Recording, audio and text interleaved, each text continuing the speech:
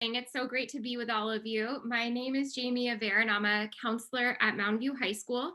Thank you so much to Ms. Yazdani and Ms. Felipe at the College and Career Center for organizing this event. And thank you especially to the Mountain View Los Altos Foundation for enabling us to have a College and Career Center. And now I would like to turn it over to the seniors. So we have a panelist of seniors. They're all from Mountain View High School. And Jesse shows up first on my little Zoom box. So if you could just go ahead and say your name and then we'll dive into the questions. Hi, yeah, my name is Jessie. I'm really excited to answer whatever questions you might have about the college application process. Ava, you want to go next? Yeah, hi, I'm Ava. I'm also excited to offer any insight that I have to help you guys. How about Brooke? Hi guys, I'm Brooke. I'm a senior at Mountain View right now, and I'm also super excited to be here tonight and to get the conversation started about college because it's a super exciting time. Thank you. And then I think we have Nikki and Sriharini and Jesse, right? Well, I guess I'll introduce myself. My name is Nikki, and I'm super excited to also answer all of your questions. Hi everyone, I'm Sriharini, and I'm really excited to answer all of your questions as well, and it's really wonderful to meet you all. And sorry, Jesse, you had already gone, right? Okay, thank you. So I covered everyone, right? Okay, perfect. So let's get started. We have 9 questions that we prepared ahead of time that we hope will cover some of our most frequently asked questions. And then as Jessica Yazdani mentioned, we will have a little bit of time at the end to answer any other questions that come up for you. So the first question is Ava and Brooke said that they would be happy to talk about this. When did you begin your college search? Yeah, so I technically started spring of my freshman year, which I know is very early. My brother was a sophomore at the time, and so we went down to Southern California to tour a couple schools. One of them was really big, and the other one was more like smaller, medium size, and it kind of like gave me an idea of the type of school that I wanted to go to because I just prefer a smaller environment. And then sophomore year, I toured some schools in Boston and DC again because my brother was a junior and he was getting a lot more serious at like what schools he was applying to, and he was looking into schools on the East Coast. And that like further solidified what I wanted, and it got like certain schools kind of just on my radar. And I was kind of thinking about college a little like more casually. And I kind of had a relaxed list of schools that I was thinking about. And then spring of my junior year is when I really started diving deep, looking into specific schools and really researching them. But I think it was really beneficial for me to kind of have a sort of an idea of what I wanted like in my freshman and sophomore year, because when I started junior year, I didn't have to look at every single type of school and I was able to be more specific in my search. Thanks, Ava. Yeah, I can definitely add on to that. So I'm the oldest child. So unlike Ava, obviously my college visits were the first ones that we did. But before even visiting any schools, me and my family sat down and I really thought about what I wanted in a college. For example, size, spirit, my major, number of students per class, location, stuff like that. And I think that's really important and something you should do and something each student should consider. And then after that, once I had a good idea about what I wanted, I started visiting. And I took my first trip actually to the Oregon schools, Thanksgiving break of junior year. And then over ski week junior year, I took visits to a lot of the different LA schools. But by that time, I really had a good idea, like what Ava said about what I wanted in a school and what I was really looking for. And I think that's the most important thing, even before you start visiting. Obviously, visiting gives you a great idea of what different campus environments look like, but it's really important that you know what you want, because obviously you're going to be spending the next 4 years in that place. Thank you. All right. So the next slide, Nikki and Sriharini are going to answer. How did you identify, which actually leads perfectly to what Brooke just said, how did you identify colleges that were a good fit for you? So I guess I can talk a little bit about this one. So for me, it was really important location-wise because I'm not a big snow person, I'm not a big rain person, and I love the California weather. So I kind of made a list of the things that were really important to me. I also wanted a school that was on the smaller side, like Ava had mentioned. And I think just listing out the things that you're really looking for so that you can apply them to your college search is very, very helpful. Because if something doesn't fit, it probably is not the best fit for you. Obviously, that's not always the situation, but I think as you start to narrow it, especially finding those specific criteria that you want to meet is so important. So making a list is definitely one of my biggest recommendations. Yeah, oh, sorry. Oh, go ahead. I just wanted to add when I identify colleges that were a good fit for me based on my major as well. I remember I would go to the websites of the colleges that I wanted to apply to, and I'd see their course offerings for my major, and I'd see which classes I really wanted to take. And definitely, the environment is really important because you're gonna stay here for 2 to 4 years, depending on what option you're planning to take. But definitely, the weather's super important, like Nikki said, and also the dorming, the housing, the food services, all of that is very important. And there's a diverse range of colleges, so you're definitely going to find one that fits with your interests. So yeah, I definitely looked at my major and the campus and the community. Those really influenced my decision. Thank you both. Those are really great points to consider. So up next is, when did you begin working on your college application? So the actual process of applying, including the essays and then filling in the data entry portion. And do you think you started early enough?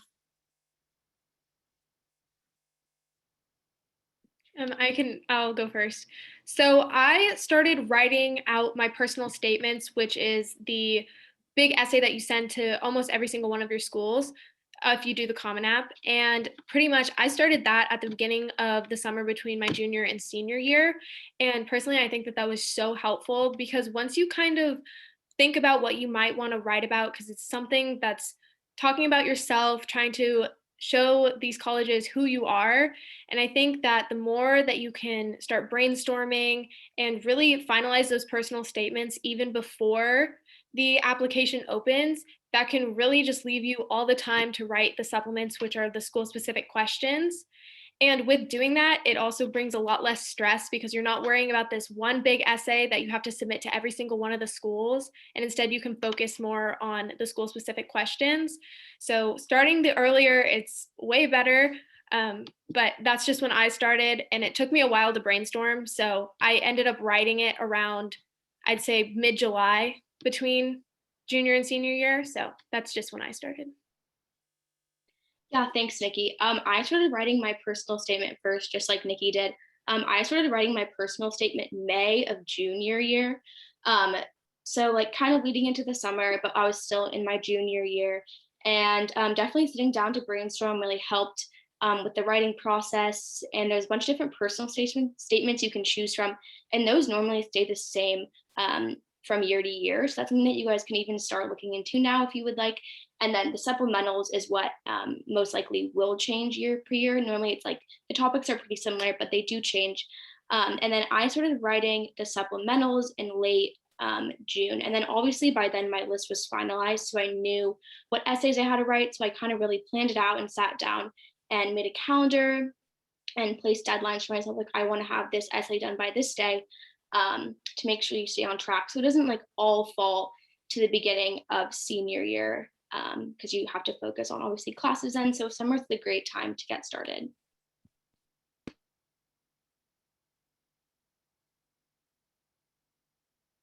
Jesse, did you have something you wanted to add too?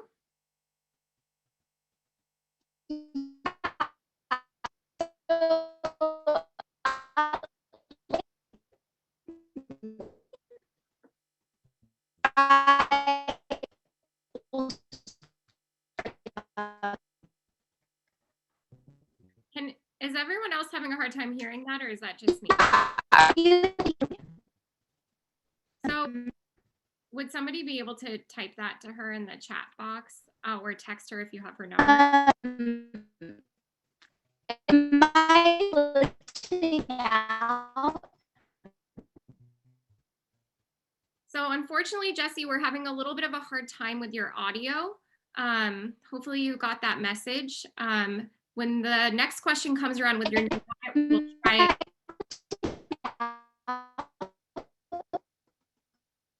It's still not working, right? Do any of you have her phone number to text her? I'm sorry, Jesse. Hopefully it'll work for the next question.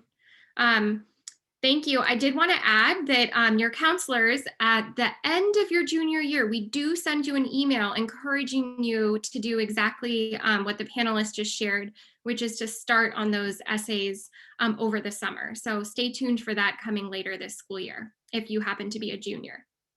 So the next question is, do you have any tips that you can share for how to stay organized during the college application process? I actually like to joke that the process of applying to college is an exercise in organization. So I'm looking forward to hearing from our student panelists. The thing that helped me the most was making a spreadsheet. I remember my brother did it, and so that's what I did. I basically just had all the colleges that I was applying to on the spreadsheet, and then I had the city it was in, the size, what I would major and minor in, and some like possible student organizations that I would be in, because it was a quick and easy place to come back to just to remind myself of some of the general knowledge of the schools. And then most importantly, I had the application deadlines for each one of the schools, and if I had submitted it or not. And I had specific also like color coding for if I was close to being finished with the supplements, or if I was just starting, or if I hadn't started. But it was a really great way for me to be able to see everything that I needed to do and what I had done.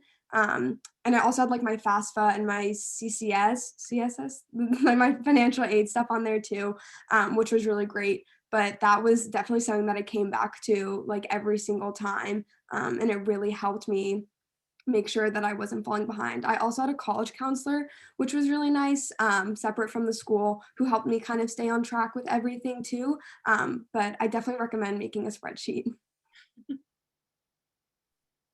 Yeah, I did something similar to Ava. I actually also had a counselor, an independent counselor outside of the school as well. So yeah, I just used a lot of different spreadsheets for like different topics, but I definitely think calendaring is also very important.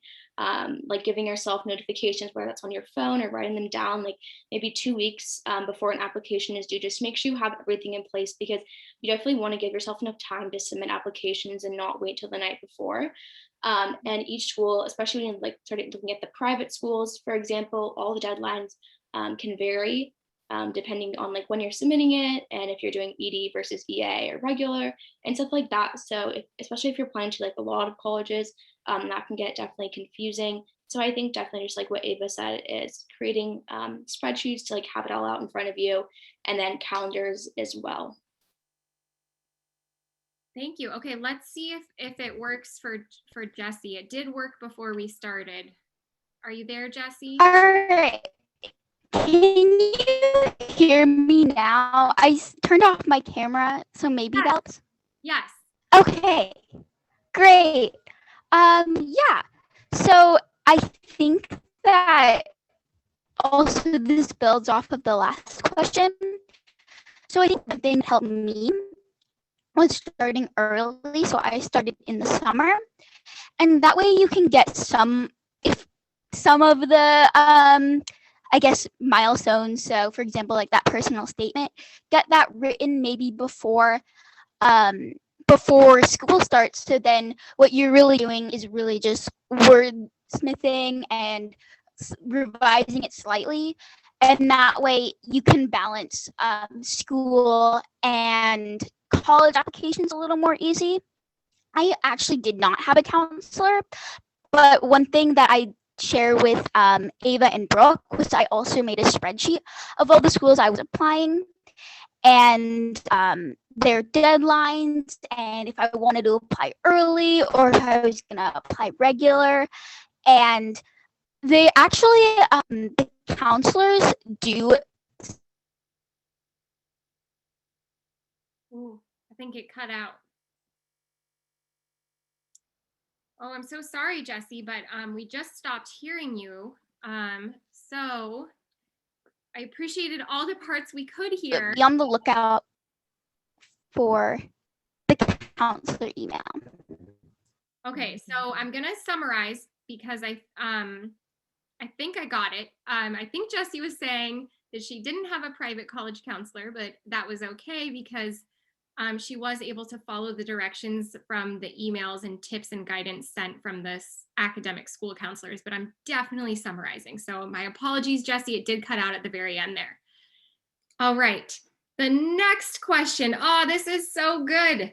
Can you share any stress management tips with both students and parents? Because we understand that the college application process can be stressful on the family and not just the student. So I'll start out with this one. My biggest tip is don't leave everything till the last second. Try and get it done in sections, chunks, however much you want to do in a day. Even if you just set aside 10 minutes a day to just read through one supplement or once through your personal statement, try and not cram it all at the end. And having an older sibling, my parents kind of knew how to guide me. I also did have a private counselor, but my parents also were very helpful in this situation. So the big thing is they would just tell me, walk away for a while. You're not going to get any farther if you're just going to keep going at it and reading the same thing over and over again. So try to just set aside some time during the day, whether it's every day, every other day, to just sit down, work on it for a little bit. And if you're not getting anywhere, walk away. It's not going to do anything good for you if you're just stressing about it over and over again. So that's my biggest thing. Just relax. It's okay. And that's why starting early is so beneficial, because then you have the option to do that instead of trying to get it all done the night before it's all due. So that's my biggest stress management tip. And then Jesse, just a quick tip, it might be helpful if you didn't use your headphones. I think that sometimes my headphones are kind of like the issue when it comes to sound. So just maybe try taking out your headphones if you can. Okay. Is this better if I talk like this? Can you hear me? Still a bit choppy. Maybe someone else like to go so that they can answer this question without it being choppy. Yeah, I can talk about something that I did with my family that really helped.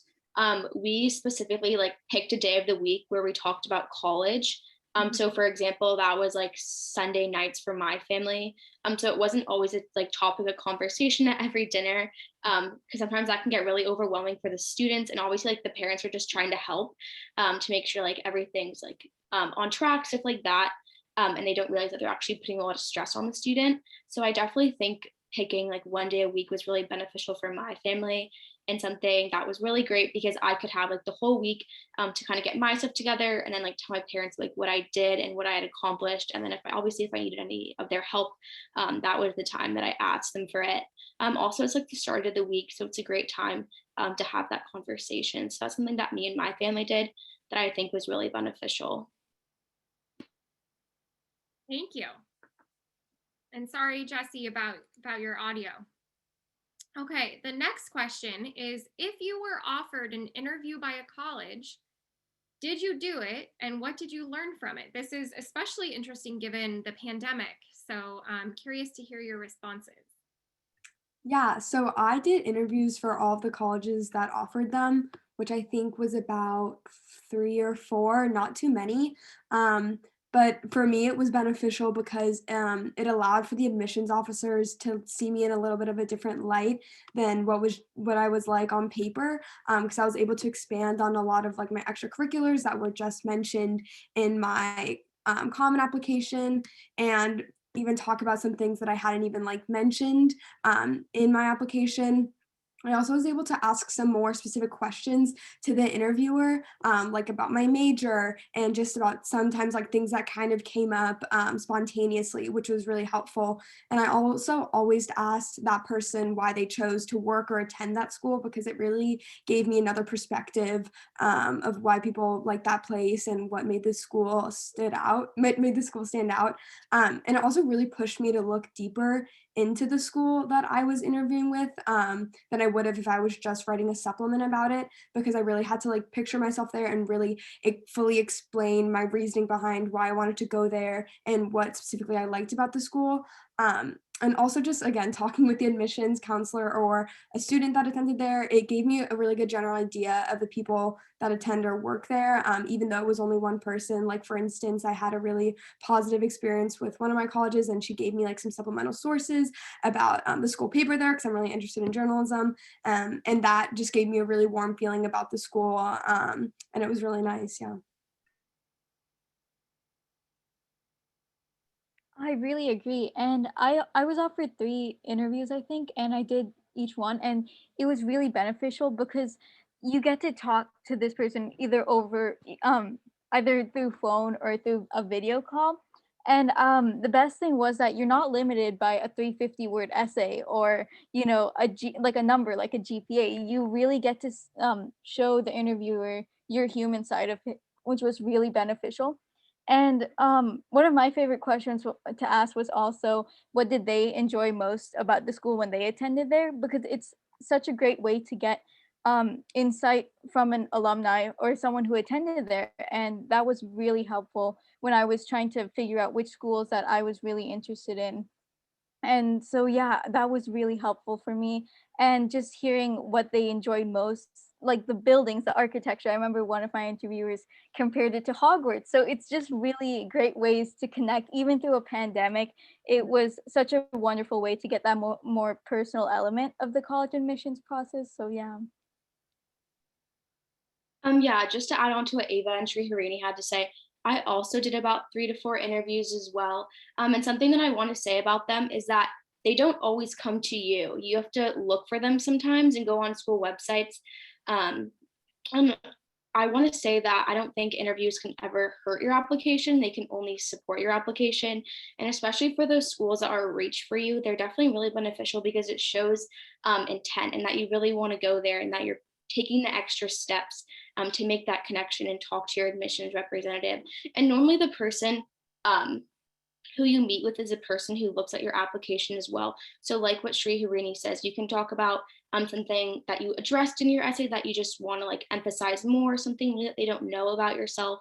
Because it's sometimes really hard to say everything you want to say within that word constraint as well. And also you learn so much about the college and just like the personality of it through the person who you talk to. So definitely don't be afraid to do an interview. They're not scary at all. All the representatives are really nice.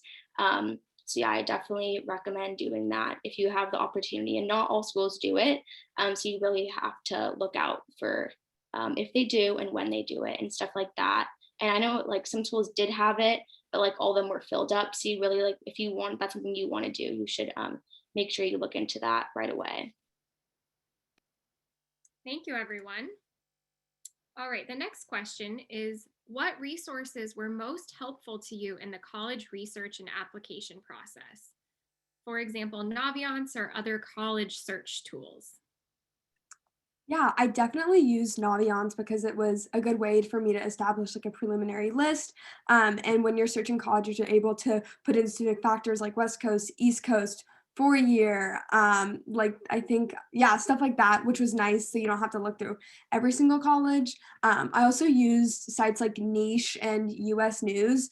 Sometimes because those were able to give just kind of a rundown of like the general students and like what kind of students say about the school, and where they are, and just kind of basic information, which was nice to be able to have one place for that. But I also really used YouTube a lot. I would just search up whatever school that I was looking at, and I would just find it kind of depended on some of the schools, because some schools I was applying to were really small and not as popular, so they didn't have as much content. But there were like day in the life at X school, or like what you should know about X school before applying. And some of them were like, why this school is the worst place ever. So like sometimes you kind of have to take it with a grain of salt. But I think it's a really good way to kind of see the school in more of a raw light than how sometimes the admissions present it, because they can sometimes make it very like all bright and perfect, and it's not always like that. And another thing that I really used was talking to people that I knew. If they go to the school, sometimes it was people that I had hadn't even talked to in years and just barely knew, but everyone was really open to talk to me about it. I would just like DM them or text them. And that was really great because it was for me like the best indicator of what a school was really like. And I had kind of a bunch of questions that I asked them about like student life and academics, what they liked about the school, what they didn't. And that really gave me a super solid idea of what the school was like, in addition to YouTube and Naviance and all that. Thank you. I'm really glad you mentioned social media. It's definitely a really helpful tool to find out more about the college. Okay, so looking back on your process, is there anything that you would have done differently? Yeah, definitely. I'm overall happy with my college admission process, but there are a few things that I wish I would have done a bit more differently. I did start early, like in the summer of junior year, but I wish I had also been more organized about it, especially about deadlines in terms of finalizing college, like the colleges that you want to apply to. It took me a while to actually decide which colleges I really was serious about sending my application in. And I remember just before, like the week before a deadline, I decided that I wasn't going to apply to a school that I originally had been really interested in. So definitely being more organized, taking the time to sincerely think that this is the school that you're going to go to in a couple of years and how that's going to be. So that was the main thing, just being really organized about it. I also definitely wish that I had really looked more at each school more closely, especially about their extracurriculars and definitely the opportunities, I guess, for my major. That was also something that I wish I had looked for a little closer, because now I'm doing that as I'm getting, rejections or admissions. So it's something that I wish I had done before getting those letters and college decisions. So definitely just like being organized, setting deadlines for yourself, as mentioned before on the slide about tips. That's really helpful, just being organized, starting early. All of that will really help you along the way, your senior year especially. Thank you so much. This is going to bring us to our last question, and then we'll have a few minutes for some questions from the audience. So, of course, we end on a big question. What is one piece of advice you would share with students who are about to start the college application process? So, one of my biggest things that I kept telling my parents every time I'd be sitting down at like 9 p.m. after a long day of school working on my applications, I'm like, this is my future. I want to be sure that I'm putting my best foot forward. So, my biggest piece of advice is make the time to do it right and really put in all your effort, because if you get rejected from a school, you're going to be like, did I not put enough work into it? Should I have worked harder at revising my essay? So really just put your best foot forward and try to do everything in your power to do that, even if it means sacrificing going out with your friends one night, or not going to some football game, or who knows what it is. But really just take the time to invest in your future and try to not slack off in that section. Yeah, just to add on to Nikki, especially starting like right at the beginning of senior year, college is a big topic amongst friend groups and stuff like that. And I definitely want to say that you shouldn't worry about where other people are applying or where your friends are applying and stuff like that. This is where you're going to go to school, and not your parents and not your friends. So like what Nikki was saying is this is where you're going to spend the rest of the 4 years. So you should really consider every decision that you're making, everything you're writing, the places you're applying to, and you shouldn't worry about what others are doing around you, because this is really about you and not them. So I know there can be a lot of like outside pressures and stuff like that, but really try to not worry about those so much and just really think about what you want and what you want in the next 4 years of your life. All right, I'll try this one more time. Can you hear me? It's still really choppy, unfortunately. I know. Is it better if I turn off my camera? That's better. Yeah. Okay, great. Yeah, I would like to echo what Brooke was saying about really focusing on what your interests are and what your passions are, and then following through with what you want. This is your process, your time to make decisions about your future, and try it can be difficult to be swayed by the opinions of friends, parents, peers, but for and through I'm assuming throughout the 4 years you've kind of been thinking in a college atmosphere, and so I just recommend really thinking about what you want, because again, this is your process and you're really taking that step into your future, and it's only you can make the right decisions for you. So just be mindful and thoughtful about um, what you want, and then go for it. Dream big. I mean, this is your time. This is you're stepping into a new phase of your life, as people say. If I can I add something on really quick? Sure, yeah. Kind of a similar sentiment to what they were saying. I'd also say just like be true to yourself in your writing. I remember I was writing my personal statement about being Jewish and Catholic because those are my two backgrounds, and I was kind of like iffy on it. And then I decided to scrap the whole thing in August, and I started writing about Spotify and making playlists because that's what I'm truly passionate about. And I ended up loving the essay. My parents love the essay, so like write about what you want to write about, not what you think colleges are going to want to hear, because they really want to see what you're actually like. They don't want some made up version of you. So just be genuine and honest, and that'll really help. Thank you so much to all of our panelists. That was really wonderful to hear from all of you and just hear your experiences. Thank you so much for sharing. I'm going to turn it back over to Ms. Yazdani, who is going to take a few questions from the audience in the last few minutes that we have. Awesome. Thank you so much, Jamie, for hosting, and thank you to all of our panelists. You all did such a wonderful job. So we have a few questions in the chat, and maybe I'll just ask one of you to volunteer for each question, if that's okay, and anyone can just feel free to jump right in. So the first question is, how do you know if you'd prefer a larger/smaller college, and the other preferences? Did you need to travel to them to figure it out? For me, I really thought about like where I was the happiest. For instance, I'm in a Jewish youth group where it's girls are separate from the boys, and there's a very big sense of sisterhood, and that's something that I really liked. And so it kind of brought me on to thinking about attending a women's college, which I am. I'm going to Scripps, and so that's what interested me.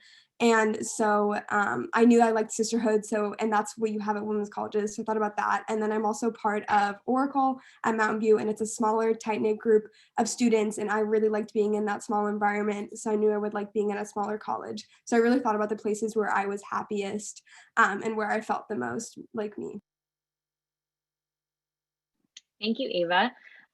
Okay, next question. When you started your actual application process, what did you wish you started doing earlier in your high school years?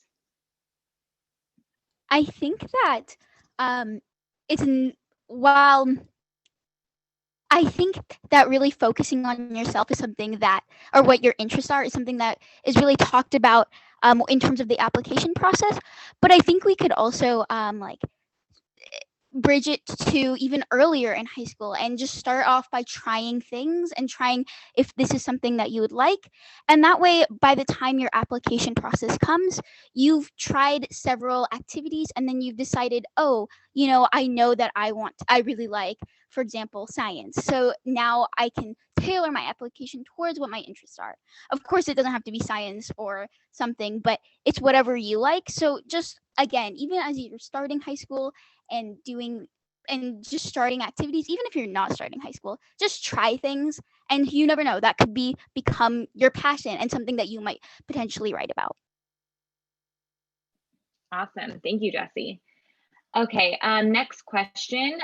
So for those of you that applied to college's early action or early decision, this is for you. The question is, what are your opinions/advice regarding applying early decision or early action to schools?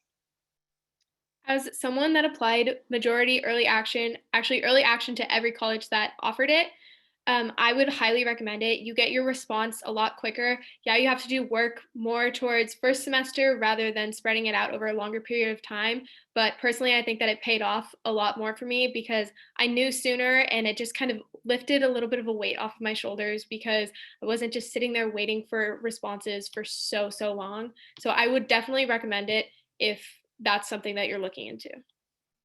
I applied early decision. Oh, Yeah, No, I you go for it. Yeah. and I applied just because I knew that Scripps was my top choice and I really wanted to attend there. And I would definitely recommend it too if that's something that you're able to do. And yeah, it just because I found out in December, and that just made it a lot easier and really took away a lot of my stress. So I definitely would take that option if you have it. Awesome. Thank you. And so maybe each of you can answer this next question. How many schools did each of you apply to? Yeah, I can start with that one. So my major is very selective. I wanted to go into a direct entry nursing program.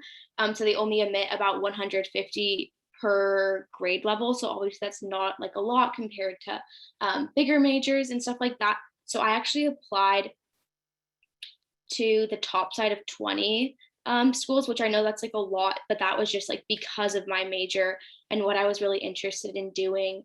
So yeah, but like if you were gonna apply to like a more generic major like business, for example, I know people apply between like 10 and 15, like that's like a very average number, I feel like.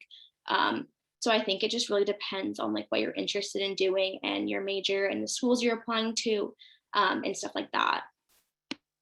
As someone that did apply as a business major, I applied to about 18 schools, and main reason for that is COVID has made the applications a little bit funky. So I would recommend applying to more schools, even though 18 seems like quite a big number for more of a generic major like Brooke had mentioned. It honestly, it makes it a lot more comforting knowing that you have so many options and that you're bound to get into one. So I applied to about 18, but yeah.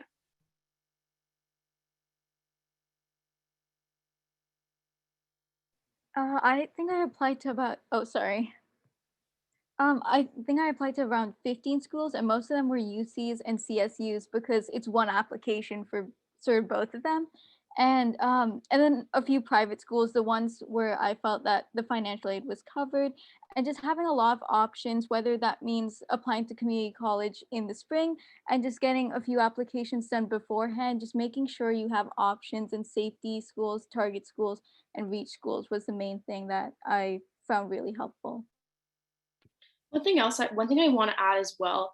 Once you finalize your list, it's very important to like stick with that list. I know like when I want to say like September of senior year when I was like finishing out my applications. Obviously, I applied EA to all the schools that I could. I was like freaking out. And I was like, I'm not going to get in anywhere, and so I started like throwing in other schools like on top of that. And when I was like basically done, that like added a lot of stress because I was like, oh my God, like it just like the stress of college altogether. And then I like started throwing more on top of like the 20 that I already had. So definitely like don't worry, like everything's gonna work out. You're gonna get into college, like I promise. So definitely like don't add those extra things if you don't need to. Don't throw a school on your list if you're not really excited about going to it. All the schools on your list should be places that you could really see yourself going and spending the next 4 years at. Great piece of advice. Thank you for adding that. And then I think we're just missing Ava and Jesse. I applied to about, or I was going to apply to about 16 schools if you count the UCs as one, but I didn't end up sending in my application to all of those because I was accepted under early decision. But yeah, same reasoning as Nikki. Because of COVID, my parents and I just like wanted to have enough options. Yeah, like Ava, I was planning on sending around like 17 applications, but I also got accepted ED, and I found that out in December, and so I ended up not like completing that application process for the rest of those schools. Awesome. Well, that concludes this session. Thank you all so much, especially thank you to, again, our student panelists. You guys all did amazing. Thank you to Miss Jamie Aver for hosting and running the student panel. You did amazing as well. So you are free to head out and enjoy the rest of your evening to all of our student panelists. And we are going to get ready for our next presentation starting at exactly 5:45. And the topic is college essays with Mrs. Marty McGurk. Thank you, everyone. Thank you guys.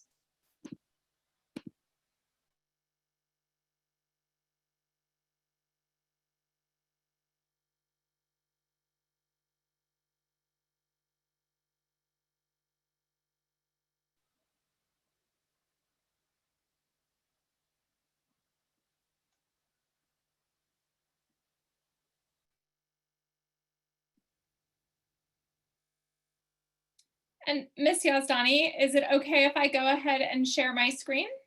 Yes, perfect. That'd be great. Thank you.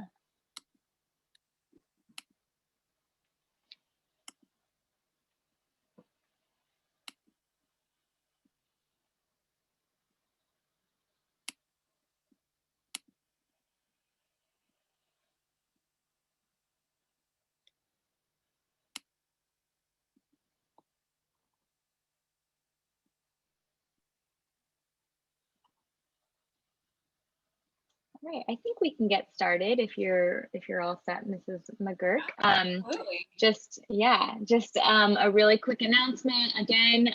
If you're just joining us, the Q&A box is open for questions. So if you have questions, feel free to type them in the Q&A box, and myself, along with our college counselor, will be filtering through those questions.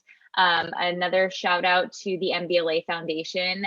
They are who supports the College and Career Center and makes events like these possible. So just a huge shout out to them. And without further ado, I'd like to introduce you to one of our fabulous Mountain View High School guidance counselors, Marty McGurk. She will be discussing how to go about writing your college essay. All right, good evening, everyone, and welcome. It's always a little sad to do a webinar because I can't actually see you, and I'm a people person, but I know you're out there, so thanks for joining us.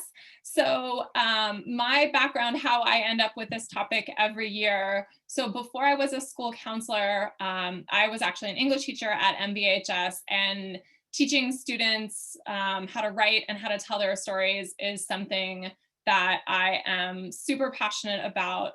I believe that every student has a great story to tell.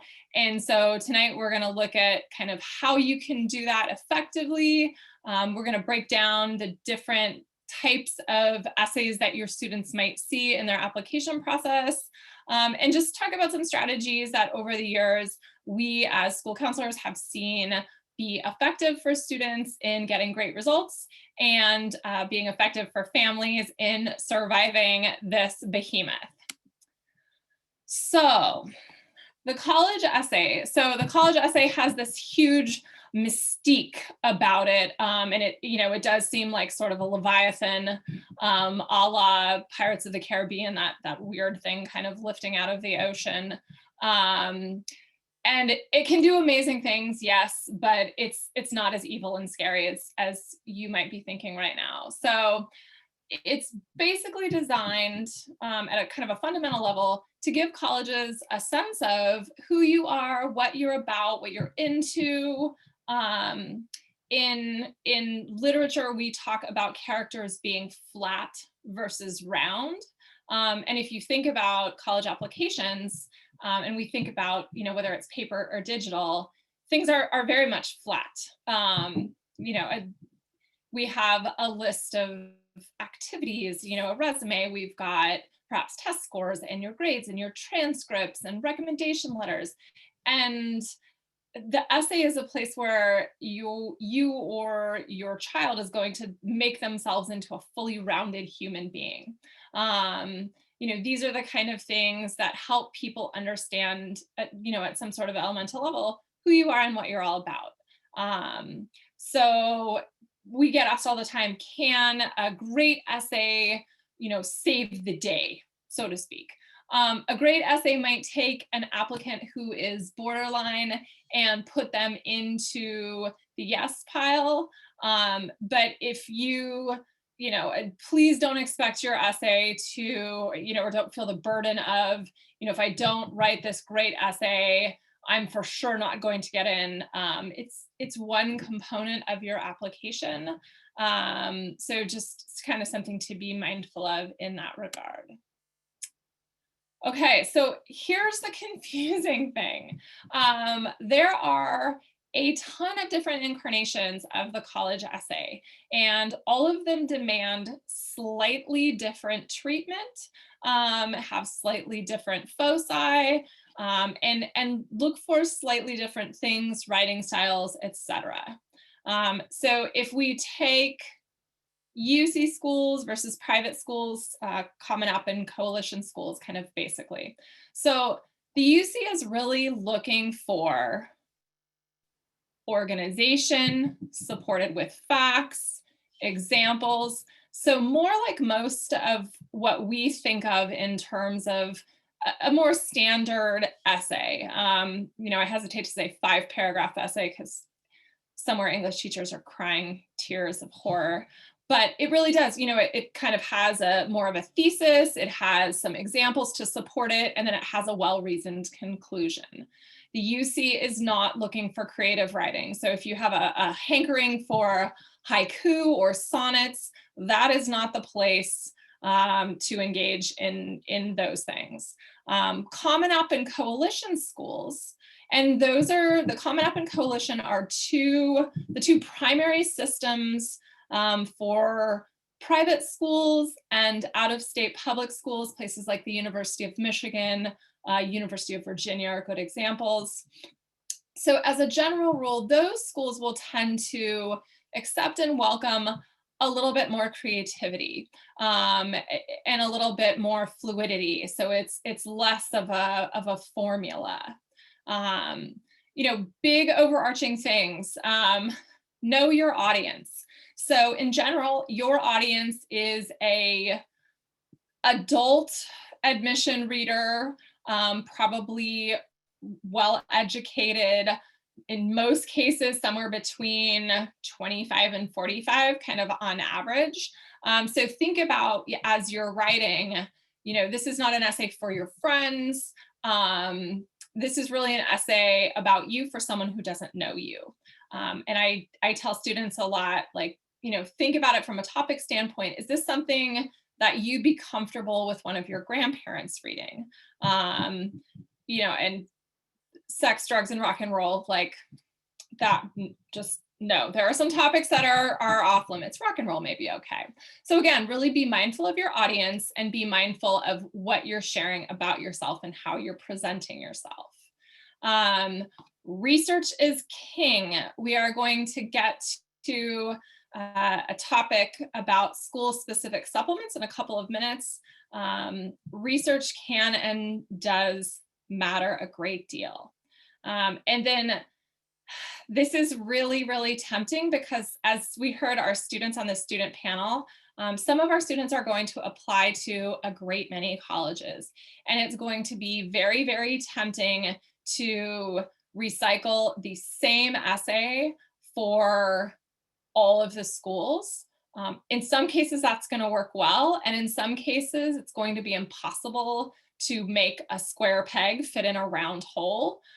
So you also have to be able to kind of step back objectively and say, is this meeting the demands of what the college is setting out for me? Or do I maybe need to step back and do a separate essay for this one in order to present my best self?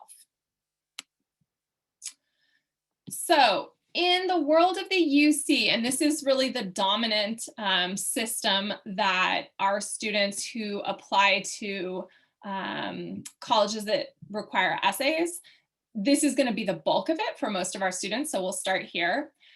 They have what they like to call personal insight questions.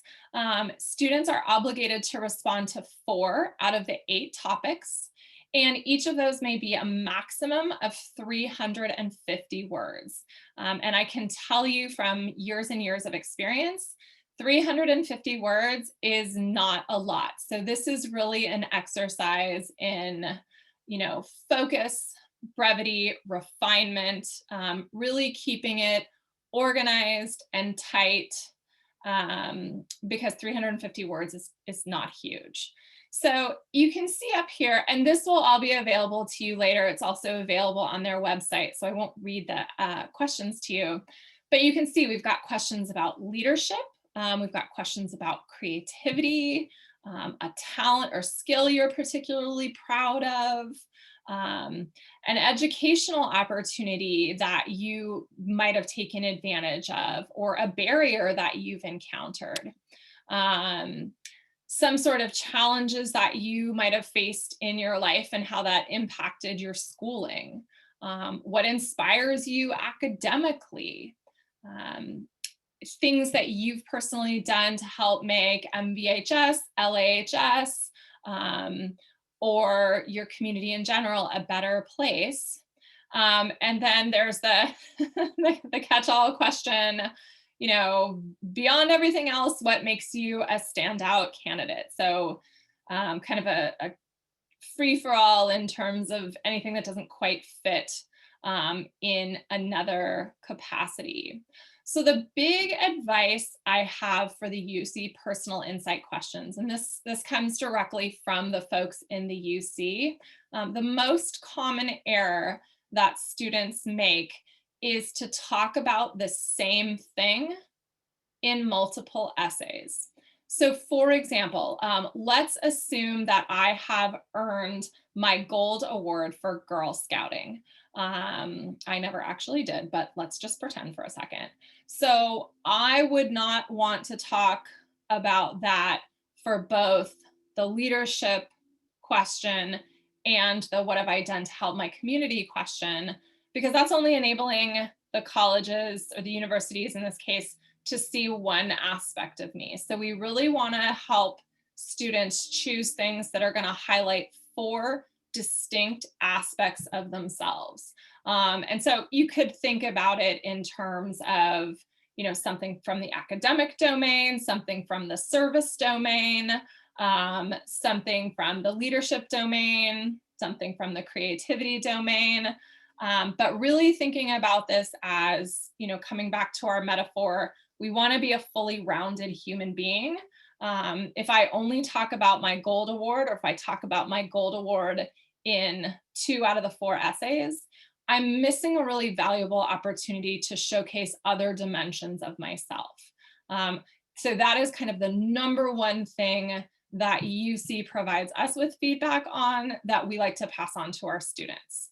And again, as you're thinking about these things, and you're thinking about essays, everyone is always looking for the big thing, right? You know, did I climb Mount Everest?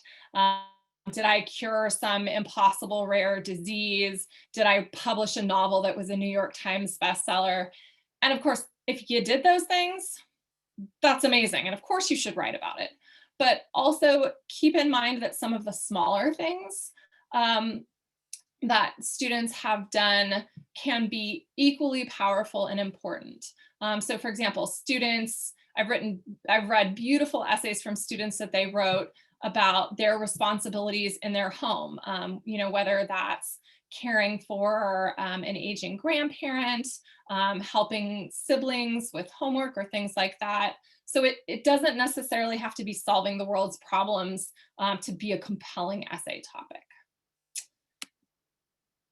Okay, so the common application, now things are going to open up. So let's say I am a Northwestern University alum. And so Northwestern University is one of the schools that is on the common application. So a lot of private schools and then out-of-state public schools, like I mentioned, are going to use the Common App. And they are going to, like the title says, have some things about the applications in common. And one of those is the main essay. So this is a 650 word limit. So that's significantly more space for development, for detail, and for creativity if that's your thing. Again, there's no obligation for, you know, flowery prose or haiku or, you know, sonnets or things like that. There's zero expectation, but it just gives you a little bit more leeway and latitude. So there's questions about your identity. There's questions about overcoming challenges or obstacles.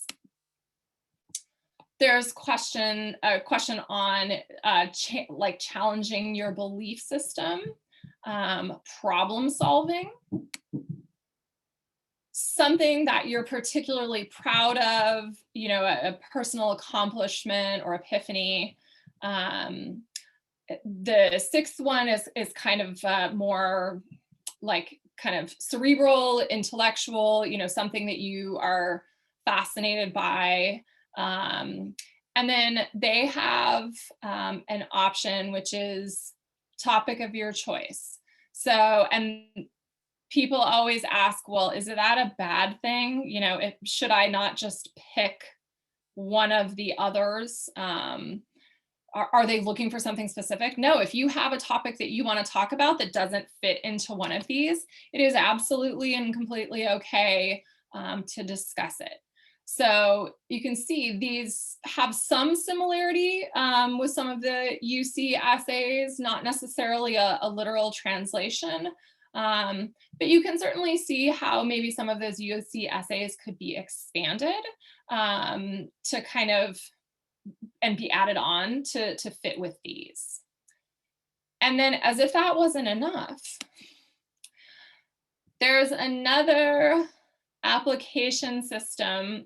This is used by a lot fewer schools. So some of you may never see the coalition. This may never come to fruition in your application process, but it is another kind of common application that's shared by a bunch of schools.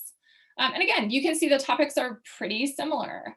Telling a story from your life, making some sort of meaningful contribution to the greater good, you know, kind of service to the community. Again, we see the question about having your beliefs challenged. I love the question about the most difficult part of being a student, like, you know, kind of what the highlights and the lowlights are of your particular space and time. And then again, we see the essay of your choice. And again, freedom and flexibility. If you have something that you really want to talk about that doesn't fit in one of the boxes, it is 100% legitimate to make that choice. Okay, and then I use the quotation marks for fun. So most of the parents who are watching who applied to college, like me, many, many moons ago, we remember the one big essay. And now we have, because schools are using these common applications, many of the schools will also have some smaller school-specific questions that they ask students to respond to. And these are the places that a lot of times will demand a little bit of research and reflection. So for example, Santa Clara asks it's a mission-oriented question. That's going to be very, very common with schools that have religious grounding, Jesuit schools and the like.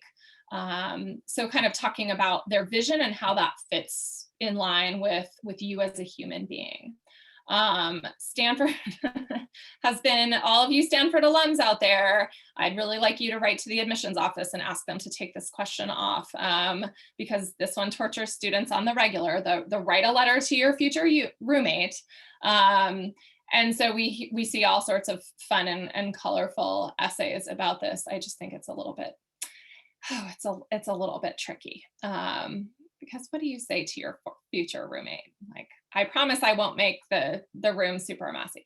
But it does demand some creativity, which of course is what they're looking for. Oops, gotta go back.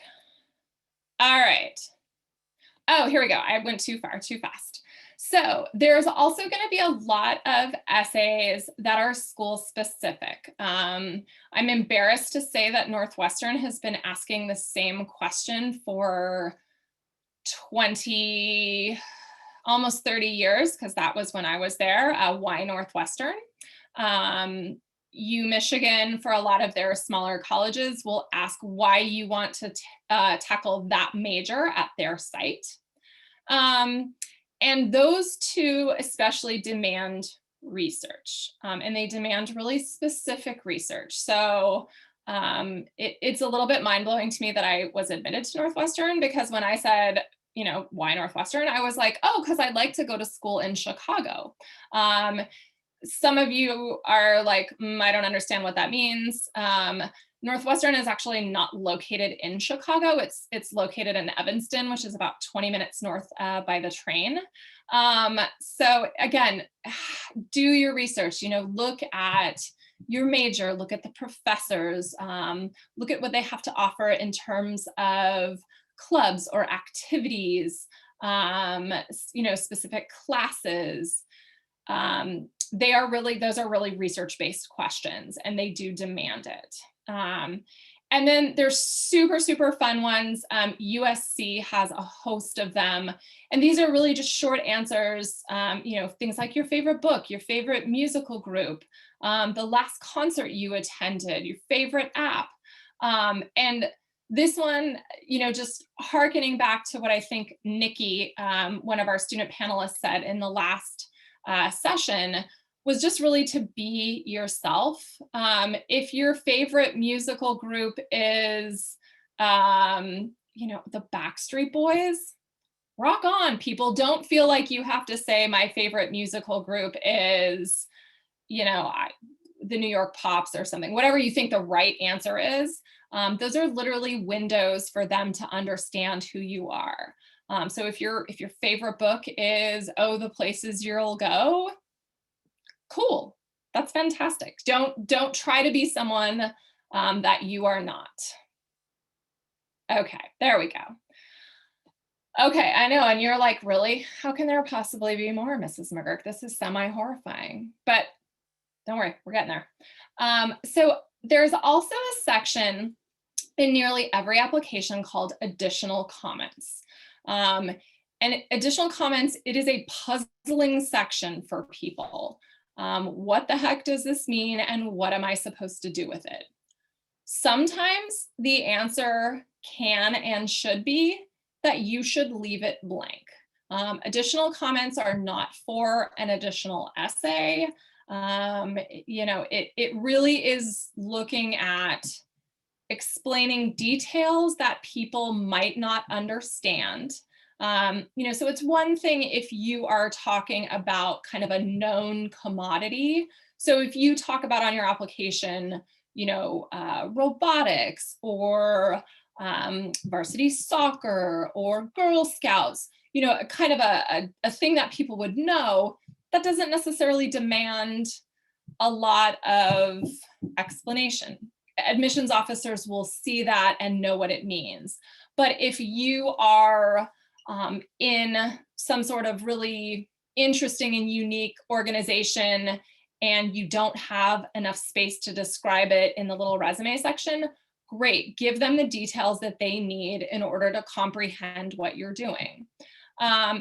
If you had any unusual educational circumstances, maybe you got really sick, I hope not, knock on wood, but you got really sick and had to do some independent study one semester. That definitely warrants some explanation. If you, have moved on a couple of different occasions, maybe come from an international setting, something like that. Again, context that people need in order to understand all of the things on your application. And then descriptions of things that don't appear other places in your application. And again, this is short and tight and focused, not a full-on essay. Submitting an extra full-on essay will only alienate the people you are trying to impress.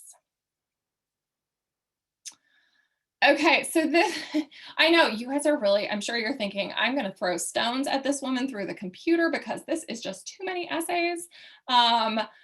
One thing that we found for the first time this year, and you all will see again as part of your application cycle since COVID has very much been present and continues to be so, there is, for most application systems, there is going to be an optional question about COVID-19.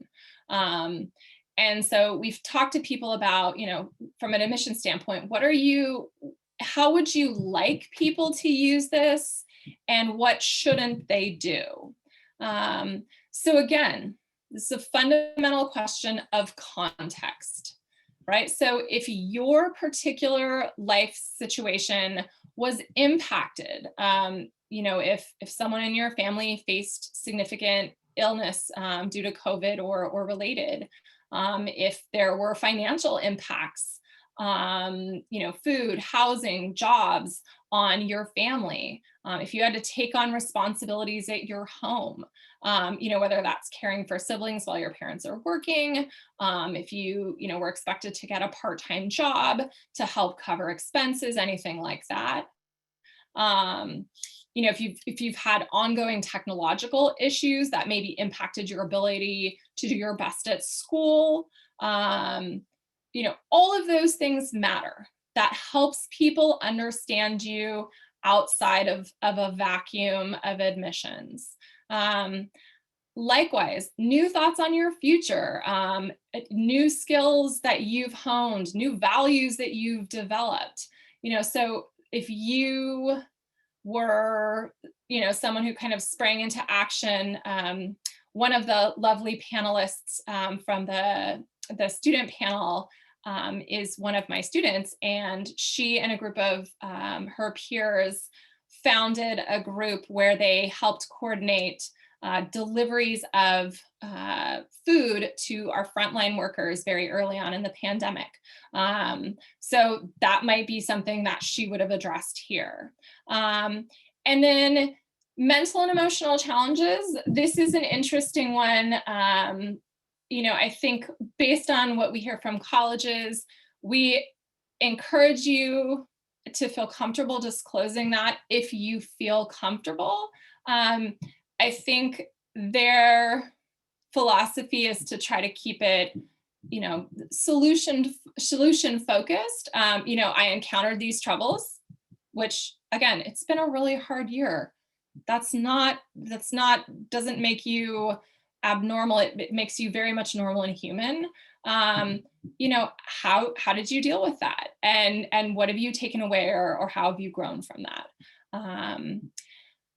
They have asked us to pass along, please don't just submit another essay. That's not what this is for. And it is not your personal responsibility to address any changes that our school made. That is something that we do as part of the materials that counselors submit on your behalf. And you don't need to write about the things that were canceled. Colleges understand that your year and the previous year, things are going to look a lot different just because of what's available. And if you happen to write an essay for one of the major essays about something that came out of your COVID experience, you don't need to repeat that a second time here. Okay, so how do you choose a topic? And this is something that I think, if my life's work is something, it's helping our students understand that they all have really unique, special, and important stories to share. We just kind of have to figure out, what it is that you want to showcase about yourself. So really pick something that matters to you. Don't worry about not having something big. We sometimes see essays, of course, about, really, really significant life events. Someone close to you passing away, a really big move in your life, or something of that nature. On some level, like just as a human level, I hope none of that has happened to you. I hope you have to choose something small. And some of the most magical essays I've ever read have been about really, really, kind of small moments in someone's life. Probably the best essay I've ever read in 23 years was an essay from a girl who wrote about a night that she was camping and looking up at the stars and kind of like took it from there. And again, it was a very, very small moment. It was not something big or massive to the outside, but it was massive to her. Spend a lot of time brainstorming. This is important. This can actually be a semi-fun thing for families to do if you're looking for dinner conversation. If mom, dad, grandma, stepmom, whomever, obviously the student, if we were going to write this essay, what can we talk about? It's kind of a fun and interesting thing to get people's perspectives. And your essay is also a place where you can really fill in some gaps. So thinking about if there's something that needs to be expanded upon, or if there's a part of you that's really not showing up yet, that's great. That's a perfect opportunity to make you a round human being. And then research. I can't say this enough. Colleges are really looking for thoughtful research in terms of when they ask you why Northwestern, it's not Chicago, people. And then the things to avoid. There are essays that get written over and over and over again. And so you want to be mindful to try to pick something that can only be your story and not necessarily a story that could just be applied to many people. So if you're going to write, like a very, very common topic will be about like a service trip you took. So if you want to write about a service trip you took, don't try to narrate the entire trip, but try to really focus in on a single moment or a single event. So you can take a more common topic and make it really specific to you. And again, our students said this so beautifully. Don't try to be someone that you're not. You have merit and value and importance because of who you are in this moment. So you don't need to try to be someone other than who you are. So really, be true to yourself. And oh heavens, please don't wait until the last minute, because this will really just torture everyone. Students, this will most importantly torture you. And then your parents will probably torture you because you have tortured them and stressed them out. So this is long-term planning, super important. We talked about not repeating things. And then parents, this is a place where you can be really, really helpful. It is not uncommon every year for us to have students realize that in an essay about why school X, and they have used the same skeleton, they have included school Y's name instead. So details, those are places parents can be really helpful, because you guys are going to see things from a distance that your students aren't going to see when they're this close. So these are just general highlights. None of this is rocket science in terms of the writing process. Like our panelists said, I think the most important thing is to get started early. All of the feedback that I think I've received from students, no one looks back having done some writing over the summer and is bummed about it. But a lot of people who are just starting the writing process when we come back to school in August, they have that feeling of more anxiety and kind of feeling a little bit more frantic. So summer is a great time because you can work at kind of a leisurely pace. I don't necessarily mean you need to work for 8 hours a day for, the 9 weeks we're on summer break, but building in some pockets of time each week for you to be able to do that. And then I think one of the most effective things, especially for students, is to kind of talk it out. So to literally talk through the essay you're thinking of writing with, whether that's your friends or your family, just to kind of mentally work it through. For a lot of students, that's an easier way to get started than to just sit there and look at a blank screen or a blank piece of paper. And then, please be kind to yourself. This is a lot. This is, and it's going to feel like a lot. So giving yourselves little rewards. I'm a sweets person, as some of you who are mine who are watching this know. So I might, if I got a rough draft of something done, I might reward myself with a trip to Dunkin' Donuts for a donut and a coffee. Not that we should be giving adolescents coffee, but donuts are fine. So, thinking about what are some things that I can kind of look forward to and work toward, and also knowing when it's time to step back and take a break, because you're going to do your best work when you are relaxed and at ease. And so sometimes you just step back and take a break. And then, and I am always, okay, I'm still doing okay on time. Okay. Revisions. My grandma used to say when we were cooking, my grandma was a super smart lady. She would always say, I'm sure you've heard this, too many cooks spoil the soup, Marty. And that is 100% true when we're talking about revision. So I would encourage students to leave time for revisions, and then to pick a couple of trusted adults outside of your family, right? Of course, your parents can read your essays, but for a lot of students, they're not going to be able to hear feedback super effectively from their parents, because they're either going to be like, oh, my parents are, pandering to me and they're just trying to be too nice, or my parents are trying to torture me with this feedback. So thinking about, whether that's, Mrs. Felipe, Miss Yazdani, showing it to your school counselor, showing it to your favorite English teacher.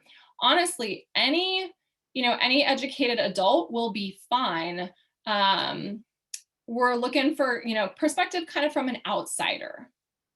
And then one technique that I love, and this is good for every writing you'll ever do in your life, is to read your essay out loud. And you should be able to hear you. And it shouldn't sound like some artificial robotic, person, etc. This is kind of an extension of yourself. So if you read it aloud and you're like, well, that doesn't really sound like me, trust your instincts. And then of course, y'all know this because you're way more technologically adept, but grammar check and spell check doesn't know the difference between there, and there, but man, it is not a good look when the wrong one shows up in your essay. So again, looking for that stuff specifically, not relying on technology, because technology does not always do the job. And so we get asked a lot, what are some good resources that maybe I could use in getting started or in the writing process? So far and away, my favorite person, figure, book, website is a guy by the name of Ethan Sawyer. And he is, I would say probably at this point, kind of the go-to person for college essay writing. The book College Essay Essentials is fantastic. I'm not getting a kickback for this, so don't be like, oh, Miss McGurk's, getting whatever. Like, nope, I just love it and think it's fabulous and helpful. I am a hard copy book person. Like, I like to read and write in things. You might instead like his website, which is the College Essay Guy. And I will tell you, because people ask me, do I need to pay for the stuff on there? I mean, of course you can.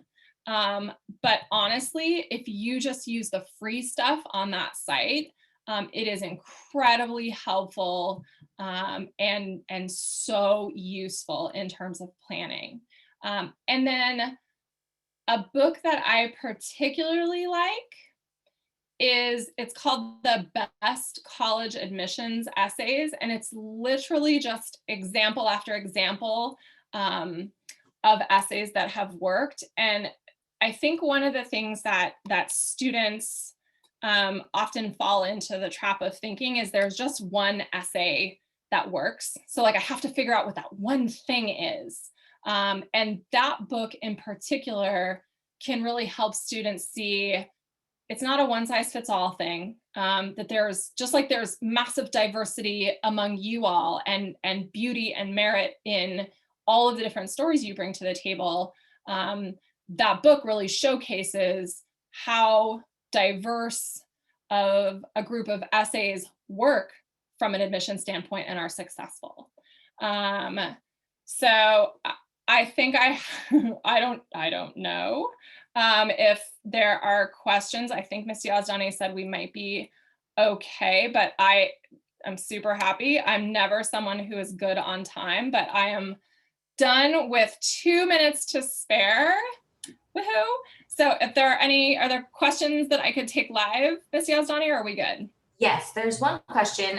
So I think we answered most of them, but we just got a question that came in and they said, so you had mentioned asking 1 to 2 trusted adults to review your topic, but what age would you consider as being an adult? Oh, good question. So I'm looking for people who are roughly the age of the people who will be reading your either your or your students' essays. So most admissions professionals are somewhere roughly in the like 25 to 45, 50 range. So I realize like 18 technically is an adult, and it is. Like, so for all the students out there who are getting so mad right now, like Ms. McGurk said, I'm not an adult. That's not what I meant. But looking for someone who's going to think about your topic and your essay in the same way that an admissions person would. So I think that's going to be kind of the most helpful age range. And again, it could be a neighbor, could be one of your parents' coworkers, teacher, counselor, administrator that you're close to, really doesn't matter. But that kind of age range, I think, would be most helpful. Super good question. And then do you know who the author was of the best college admission essay book?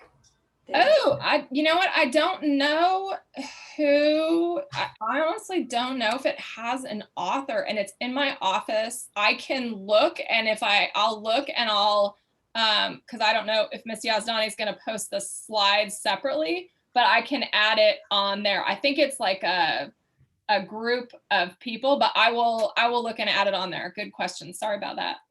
And I took the parent's name down, so I can also. Oh, nice. Okay, cool. As well. And then what style of writing should you use in your Common App essay? I read some that were narrating in the present instead of looking back on it. Is that recommended? So either way, I would say it probably depends a little bit on the topic that you choose. We see ones that are more narrative in the present tense, and then we also see ones that are a little bit more reflective. I think from an editing standpoint, and now I'm like deep in the weeds and no one wants to go deep in the weeds at the moment because it's just too much. You don't want to necessarily be mixing back and forth because that's super confusing from a reading standpoint, but that is something that a great editor, like English teachers, some of our folks in the tutorial center, that's going to be some really good help depending on your or your student's topic, that they'll be able to give you some insights in. We're super lucky, just a pitch for our tutorial center, which also gets great support from the foundation, that we've got a bunch of people who help with college essays there and who really have years and years of expertise. So that's going to be another really good resource for our students for next year. And then one other question, can a student who wrote a college essay in the last few years look over / read my essay? I would think so. Yes, I would think so. Again, I think it's, do you think that person will, bring what you're hoping to get out of the revision process to the table? Like, will they read like an admissions person? Age is not necessarily a definitive factor in terms of like maturity and how your brain works. So I think if you feel like they'd be a great fit, to trust your instincts. Awesome. And then last question, how to make your essay sound more unique and not so generic? So I would say, I mean, one, trust your own voice. You sound like you. And it's funny, like if you think about, you could close your eyes, and if you thought about your friends and you listen to your friends, you could probably hear them. So to kind of latch on to what that thing is for you. But also if you pick a topic that's legitimately, sincerely, and personally meaningful to you, that will help like your authentic voice shine through. I think it's when people try to pretend to be someone they're not, or they try to write what they think a college wants. That's a lot of the times where we see it sound really hollow and really kind of artificial. So trust yourself and your own worth, and that your story is important and is valid to be told. Awesome. Well, thank you, Mrs. McGurk, so much. That was awesome. And then I also wanted to just read two comments that people had. Someone said, this is not in person, so not able to communicate the occasional laughs, but I just wanted to appreciate the sense of humor of the presenter. So just a nice compliment for you. And then someone else said, great presentation. So thank you so much. We really appreciate it. Thanks for letting me come and hang out. Enjoy my buddies. All right. Thank you so much. So for those of you that are still in the chat or the presentation, we have our next presentation starting in just about a minute or so. The topic is the letter of recommendation process for colleges. And we have two other fabulous counselors here that are joining us this evening. One is Linda Shorts and the other one is Mariella Ho. Thank you so much for being here with us. So I'm going to share my screen and we're going to go ahead and get started. And then just as another reminder, continue to ask your questions in the Q&A box. Our college counselor, Leslie Felipe, will be filtering through those questions. Alrighty, so give me 1 second while I transition really quickly.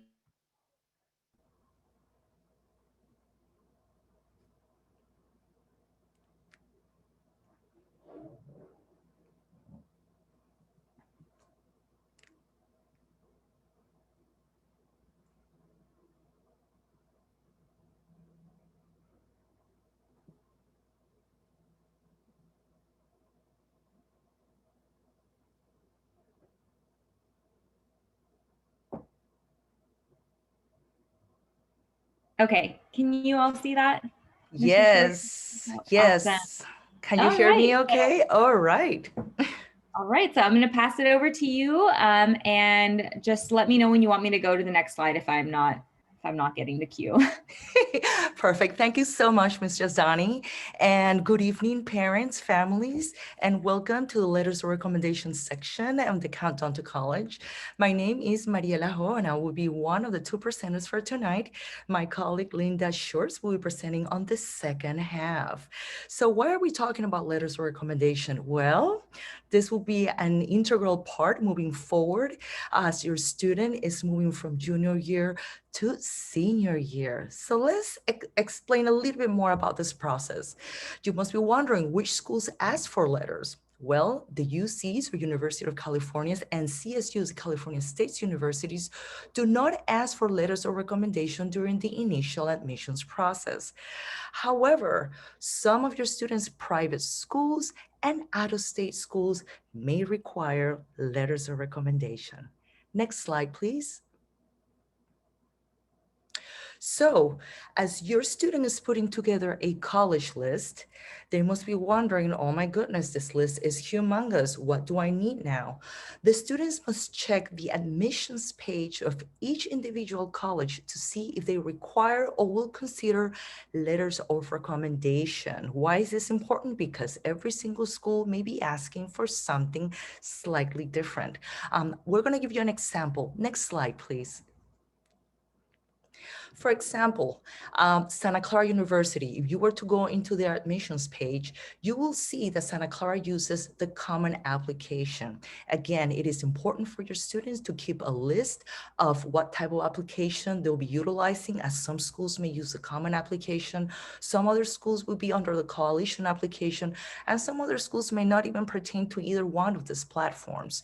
As you can see in this admissions page, it will let you know exactly the following materials needed. For Santa Clara, for example, they'll require high school transcripts, as well as academic teacher evaluation, and a secondary school report as an example. This admissions page may definitely be very different if you were to look at a different college indeed, but it's important for your student to look at this admissions page to see what materials are required.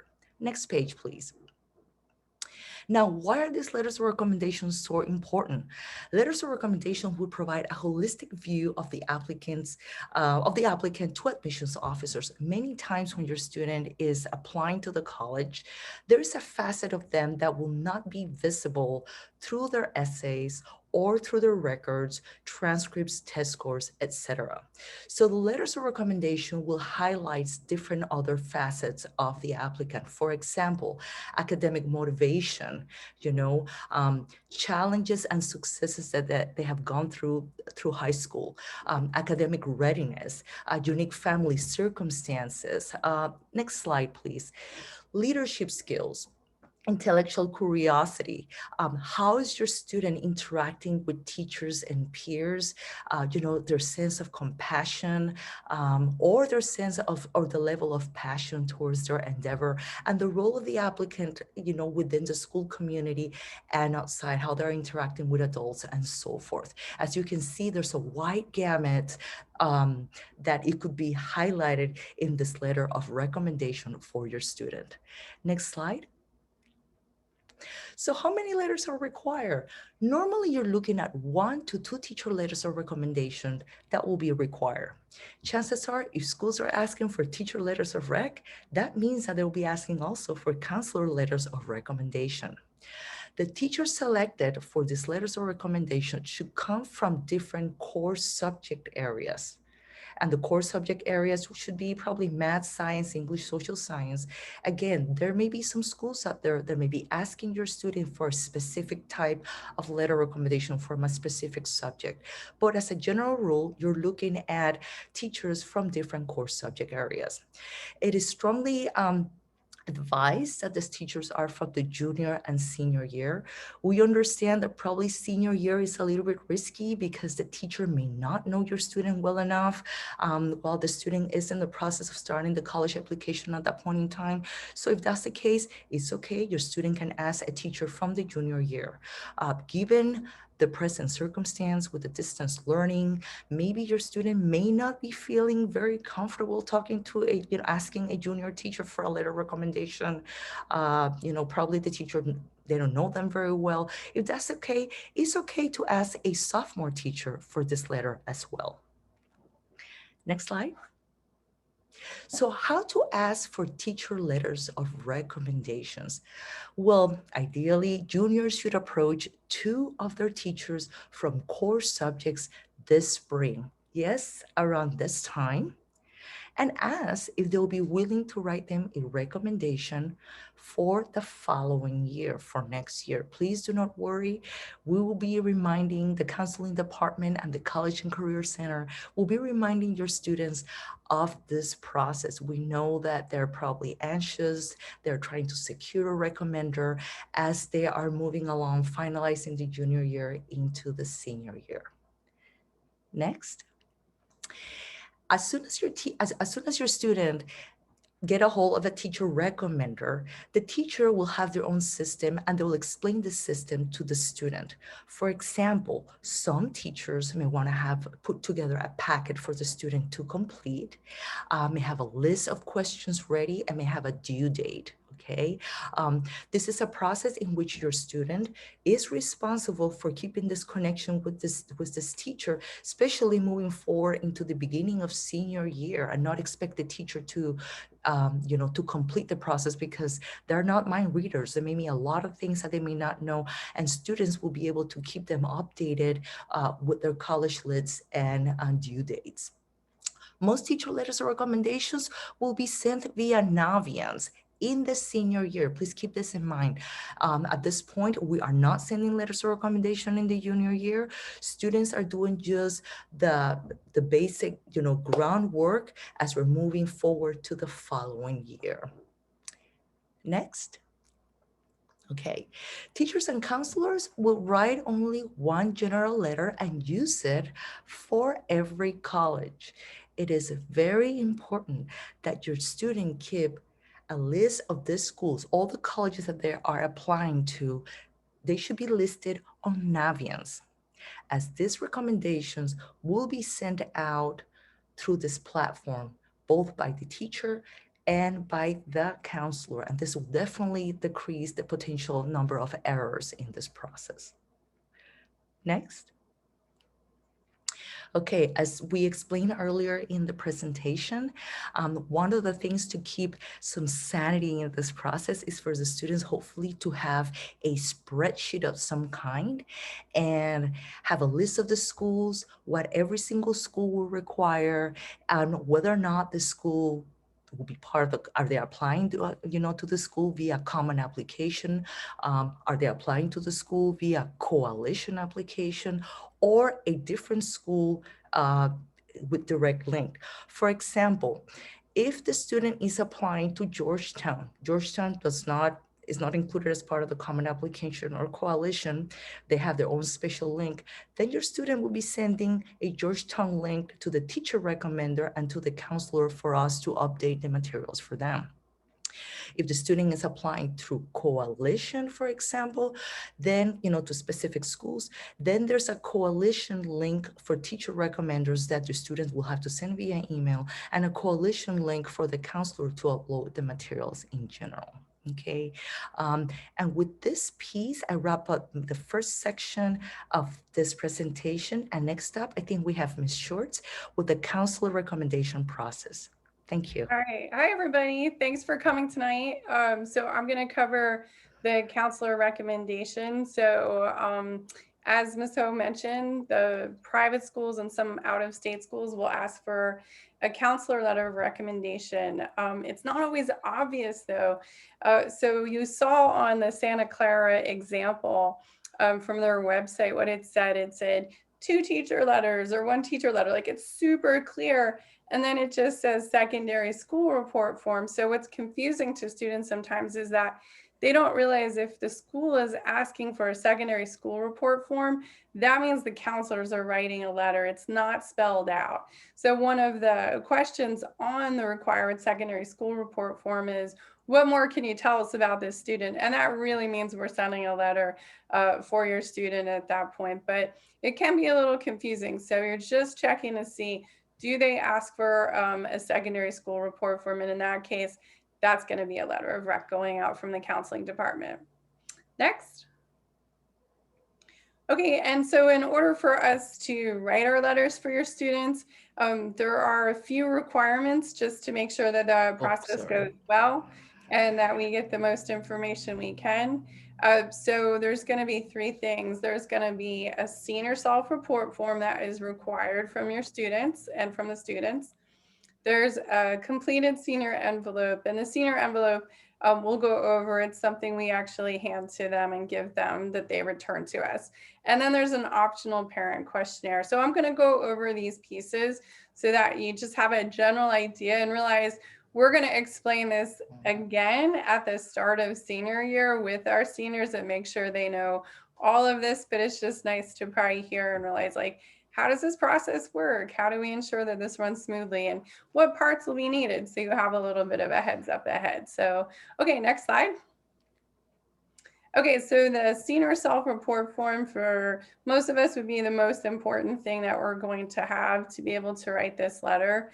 The senior self-report form is about 10 questions for the student to answer, and they have to complete this form in order for us to write the letter of recommendation for them. We do send it out before summer break so that our current juniors will have this coming summer to work on it, especially those students who are applying early to college. They would definitely want to be working on that this summer. It's one thing that they can tackle pretty early. I always tell my students, like, take a week off, relax, be calm, but then why not just crank that out and be like, yay, I crossed one thing off my list, which would be really good. Let's see. I think that's everything on there I wanted to go over. So next slide. Okay, the senior self-report form, we just wanted to give you some sample questions just so you'd have a general idea what's on there. So you can see the first one is just asking about academic experiences. I think some of the most important things that students can do here is give those descriptions, examples, just like anything that students can provide. So no one else is going to see the senior self-report form except for the counselor, but definitely we're going to use that information in our letter 100%. So the more that they can tell us about something that they did that was meaningful, the better. This next one's really, I'm glad we included it. What is a personal quality or characteristic of yours that you're most proud of? This is so hard for students. So sometimes it'd be great if a parent, if you get the chance to plug in and help them out, because we have taught them not to walk around talking about how wonderful they are their whole lives. I mean, and now we're just like, tell us everything that's amazing about you. Like, that's really tough for them. But this is a great chance for them. And we want them to brag about themselves. We want them to tell us those amazing characteristics and qualities, but it can be hard. So you could definitely help out here. All right, next.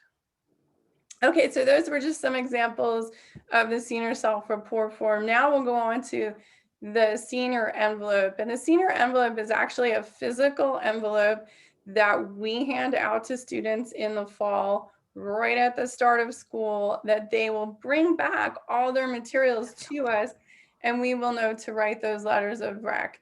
But we really need it back, and I'm going to go over what's on there because it tells us everything we need to know, including the schools and deadlines that students need items sent to. Next. So the like I said, the schools and deadlines are listed on there. Without this envelope being returned to me as a counselor, I would not know to write this letter of rec for a student. There'd be no way for me to know.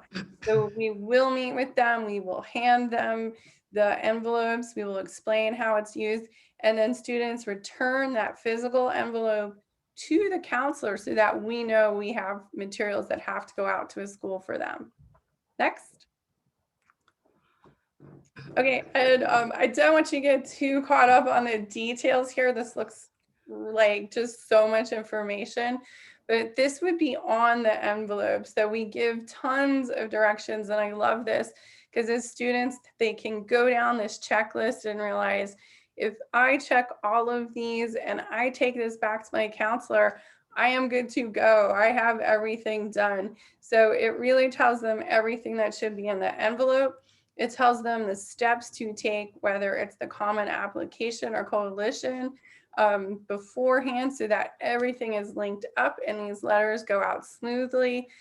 So all the information they need will be on there. And just one other thing to point out is you can see we didn't put our deadlines for next year yet because we don't have them yet, but you can see if a student is applying early action or early decision, these envelopes are due back to the counseling team in September. So that means we meet with our students very early so we can make sure they have this information back to us. And then for anyone applying regular decision, we'd usually ask for these back by October. Next. This is just an example of the back side of the envelope. So you can see, as I said, they have to write the schools down, where they want a counselor to send their items. They have to tell us how they're applying. Is it the Common App? If they write COA for the coalition, I know I'm going to be looking for a link from them. So at least it gives me a heads up that I have a different way that I have to send items. They're going to let us know their deadline. Is it early action, early decision? Those schools should be listed first for clarity. And then they have to put us the due date there. And this is the official due date, not when they think it should go late. We want the official due date that the school needs it. Do they want both a letter and a transcript? So normally we're uploading transcripts at the same time and doing it all at once. And then just a few other items, but it really helps them keep track. They fill this out for us, and that way we can check off as we're sending items and putting dates that we have completed this task. Next. All right, so the optional parent questionnaire. Again, this is completely optional, but if you want to provide us with some helpful information, as I said, sometimes students really have a tough time bragging about themselves in this process, understandably. So we give our parents a chance to fill out a questionnaire as well. And so when we send out the senior self-report form before summer break, we're also going to send the link for the optional parent questionnaire. Next. And basically this would, again, just be for the counseling team. No one is seeing your responses. They're not being sent to a college. We are taking the information you give us and being able to craft that and work that into the letter as well, because parents provide some of the most valuable insights to their students. Obviously, it's wonderful. So really helpful, but it is optional. So we will write the letters without this, but it's incredibly valuable. I know as a counselor who's written many, many letters, it's very helpful. And then again, these are just some sample questions. This one I definitely love it. It's helped me when I'm talking about a student. What subjects, teachers have been the subject of conversation at home? Do you remember a project or assignment that your child really enjoyed? And it's really fun actually to almost feel that energy coming from the parents and reading these responses.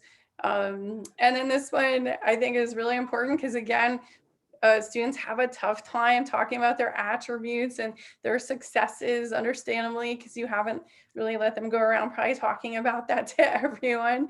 But we need them to turn around, and we need you to turn around and really, really talk up your student and all the amazing things they've accomplished, because all of them have done really incredible things. So we will utilize that info.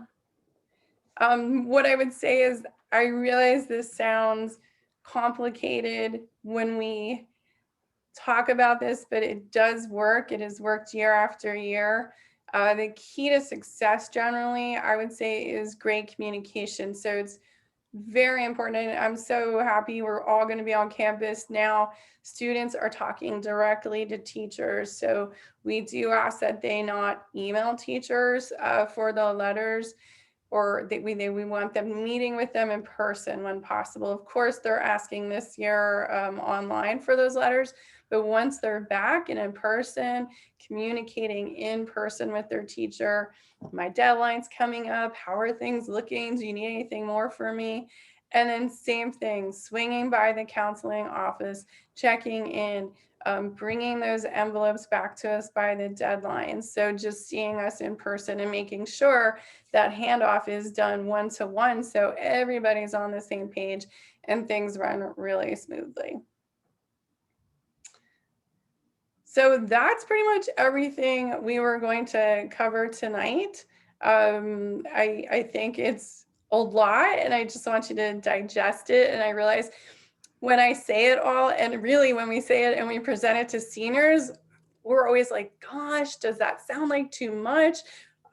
Did we confuse them? But it works. Like, it continually works. And I figure if our current senior class figured this out and we were successful with distance learning and not seeing each other in person, and it all went very smoothly, I know it's going to go great for your students. All right. All right.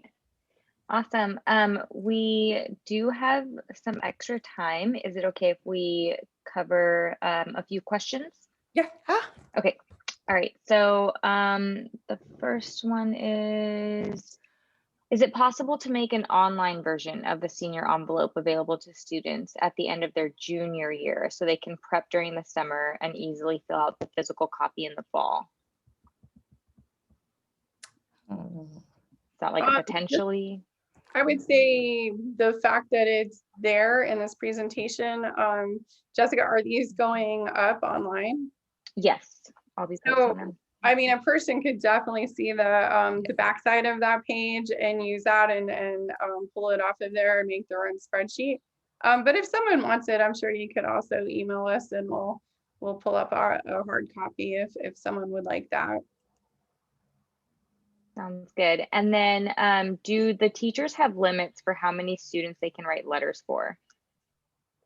Some teachers do have a limit, and so this is something that this is one of the reasons why we recommend that students start probably asking some teachers at this point, because if they forget to do the step this year, we don't know they'll have the amount of teacher recommenders needed at the beginning of senior year. Some teachers do put a limit of how many letters they'll be writing. Yes, correct. Thank you. And then do you recommend asking teachers for letters of rec now via email and then follow up in person after April 19th? Yes, absolutely. I think it's time to be asking and making those approaches, and then 100% once they're back on campus, swing by and realize that we're going into everybody's preparing to go back and everybody will be on break and prepping to be back in the class. So I would say if folks don't hear back, just not to worry too much. But I love the idea of swinging in and following up in person, because that's always the ideal scenario. We always want our students to do it in person, but it hasn't been possible. But now we're lucky and they can do that. Mm-hmm. And then the last question is, or sorry, a couple more. How do you know that the teacher completed / submitted the rec letter? So many times when students want to find out whether or not they have done it, they could actually see it through their either Naviance or the Common Application site. If for whatever reason they kind of need to find out, oh my gosh, the deadline is coming up, I'm not quite sure, just ask the student check in with the counselor, because I think that from our end, we're able to kind of double check if that's the case or not, and we can help them out with that as well. Yeah, it shows up on the Common App. It shows up in Naviance. So students always seem to know. They come in and they get a little anxious if things are coming up and deadlines are coming up. So I know they're seeing it. They can also watch generally on the school portals as well. They're going to start showing you if items are cleared or missing from your application. But sometimes those aren't updated as fast as we would love, but they have ways to see it and follow up. Awesome. And then if a student wants a recommendation letter from a teacher in senior year, will that be too late since he/she cannot ask the teacher this April? No, it's not considered late. We have had some cases in which they have asked in their senior year. What happens is that because a lot of teachers probably may have a limit, they may end up asking a teacher that have reached the limit. But I have seen some cases, the problem would be if the student requires 2 teacher letters of recommendation for whatever reason, and then they cannot meet the quota per se, then it could be risky. So ideally speaking, if they could start securing at least 1 this year, by the end of this year, he or she will be in a better position for this process. Thank you. And then is there value in having a letter from a non-core teacher who can speak to the student's passion for a particular activity or topic? Yes, absolutely. But you have to make sure that school will accept 3 letters. So within Naviance, students can see how many letters each school will accept. If a student were to ask an additional teacher who's not a core teacher or not in academics, it could block one of the academic letters from being sent. and we wouldn't want anything to harm or weaken their application. So it really is up to the student to do the research.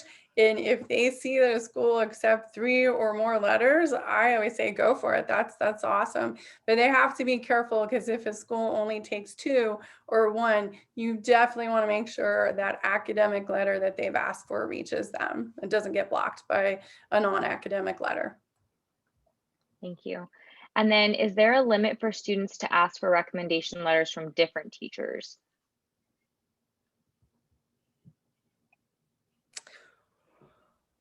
So there's not a limit per se, but the catch 22 will be if they end up asking too many teachers and then Navians end up blocking the third teacher if the school only requires 1 or 2 letters. That have happened in the past. We have students who usually end up asking 3 or 4 different teachers. And for this particular school, if the school only requires 1 letter and every teacher is sending at different times, it may block teacher recommender number 2. May block a teacher recommender number 3. So I'll be very specific. Navians has a way, the student will have the opportunity to select which teacher recommender will be sending to which school. So they have to be very careful in that regard. And if they have any questions or concerns regarding, oh my gosh, I asked 4 teachers instead, please have your student double check with a counselor on the process.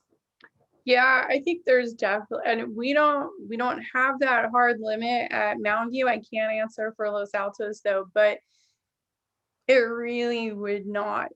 We're trying to have our teachers work with our students and be happy to help our students with these letters, and they do it voluntarily. So we just want to be really careful not to overburden people. If 2 letters is the max, you're going to overburden another teacher. And if this were to happen again and again, I imagine our teachers at some point would really, their letters maybe when they wouldn't have as much time for them. So I think we have to be cautious about spreading that too thin. I don't know if that makes sense, but. Thank you. And then is there anything students have to do for the secondary school report other than provide the counselor with the information needed? Is the rest covered by the counselor? The rest is covered by the counselor, yes. Yes, yes. I had to stop and think about the secondary school report form, but yeah. That's Okay. our job. We will fill that out. As long as I know someone needs it, we fill it out. Okay. And then what is the best strategy for students who are in the College Now program?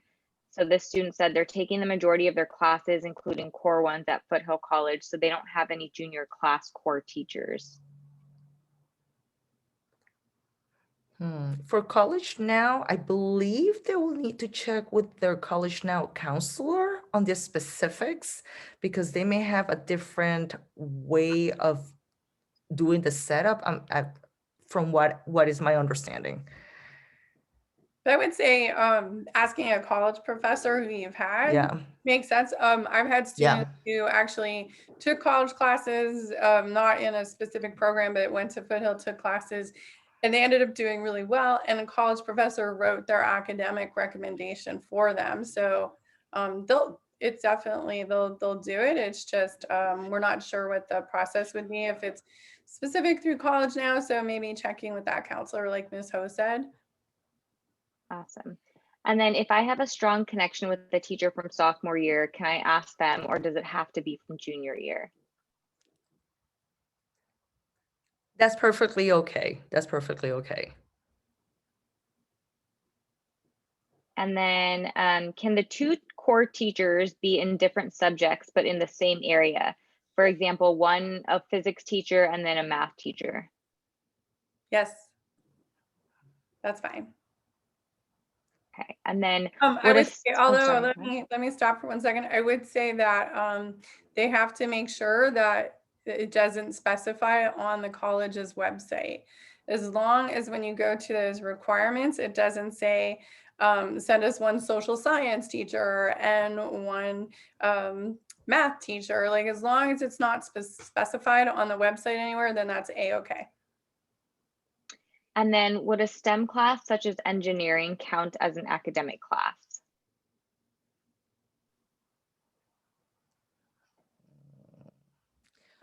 Ms. Ho, do you want to go or? Usually for engineering, if the student will have to select, I will have to say that make sure that the student is picking at least a math teacher. I have had some engineering teachers write letters in the past.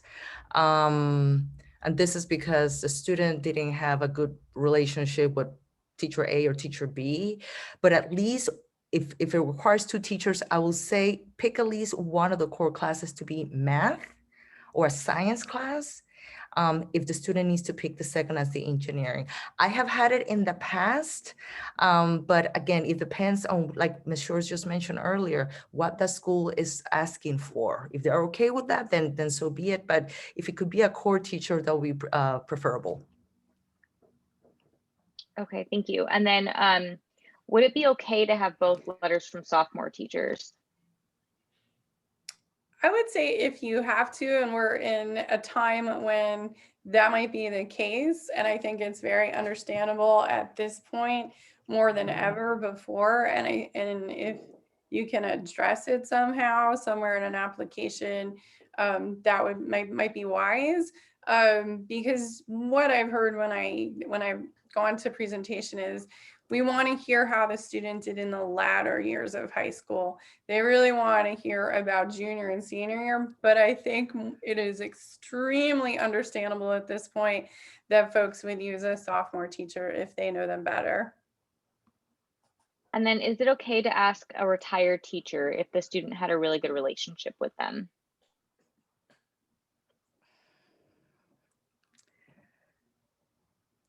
Yes. I Yes. can kind of chime into that Yeah, one I was too. going to say you help with that. So. Yeah, so you can definitely ask retired teachers if they've taught at Mountain View High School before in the past. I can still give them access to their Naviance account, and they can still submit a letter. So it kind of makes the process still pretty like seamless for them. And then someone wanted clarification again on what is the secondary school report. So the secondary school report is a part of the application that the Common App, the coalition asked the school to fill out. And so it's normally the counselor filling this out. Maybe in some schools a principal fills it out, but for our school districts, it's a form that we fill out, and you could probably go into the Common application and take a look at it if you set up a dummy account, not under your student's name, like just a dummy account, and see. But basically they're asking us a whole lot of questions about Mountain View High School. And then in that same part, we're uploading things like the school profile, the school transcript, and just answering a lot of questions that a lot of the data would also be found on the school profile. Thank you. And then how should we approach asking for teacher recommendations if we are remaining online for the rest of the year? Should we ask by email or try to meet them in person? No, if you're remaining remote and Email. Yeah, email, that's totally understandable. Yeah, email should be fine. Email should be fine. Yeah, and then the student said, can an option B teacher write a letter of reference? Yeah, it's a teacher. So yeah, it's a core teacher, yes. Okay, and then this will be the last question, and then we'll get ready for the next presentation. So would a letter of rec from an AP/honors teacher be more valuable than a letter of rec from a teacher of a regular course? What you're looking for is for the experience of that student in a classroom, whether it was honors, AP, or regular, has to do more with how much they know the student and their experiences. Because you could have a teacher, the student could have been in an honors or AP class, and that teacher may not know your student well enough. So it depends on the teacher and the relationship that that student had with that teacher. I think that if it's coming from the teacher with a regular, from a regular class or honors on AP, is equally valuable. Awesome. And then I just wanted to add, so someone had asked, like, why do colleges require letters of recommendations? I think from counselors and from teachers. And what I learned from just talking to different college reps is that they really want to, in terms of the counselor letter, they're trying to learn about the student in terms of what they're like in their community. And then the teacher letter is supposed to really shed light on them specifically. What kind of student are they in the classroom? Do they help out their peers? Do they take time outside of the class to like look up a subject that they learned that day and then bring back that information to the teacher? And so the letter of recommendation in this college application process is definitely super important. And I know I've talked to so many different college admission counselors that say that it makes a huge difference. They really are using those letters to get an idea of what the student, again, is like in the context of their community and then in the context of a classroom with peers. So thank you so much, Linda and Mariella. That was amazing. I really appreciate you being here with us tonight. That was such great information. We are now going to prepare for our next presentation. So you two are free to leave. Thank you so much again. And I'm just going to give us a few minutes to transition into our final presentation for the evening.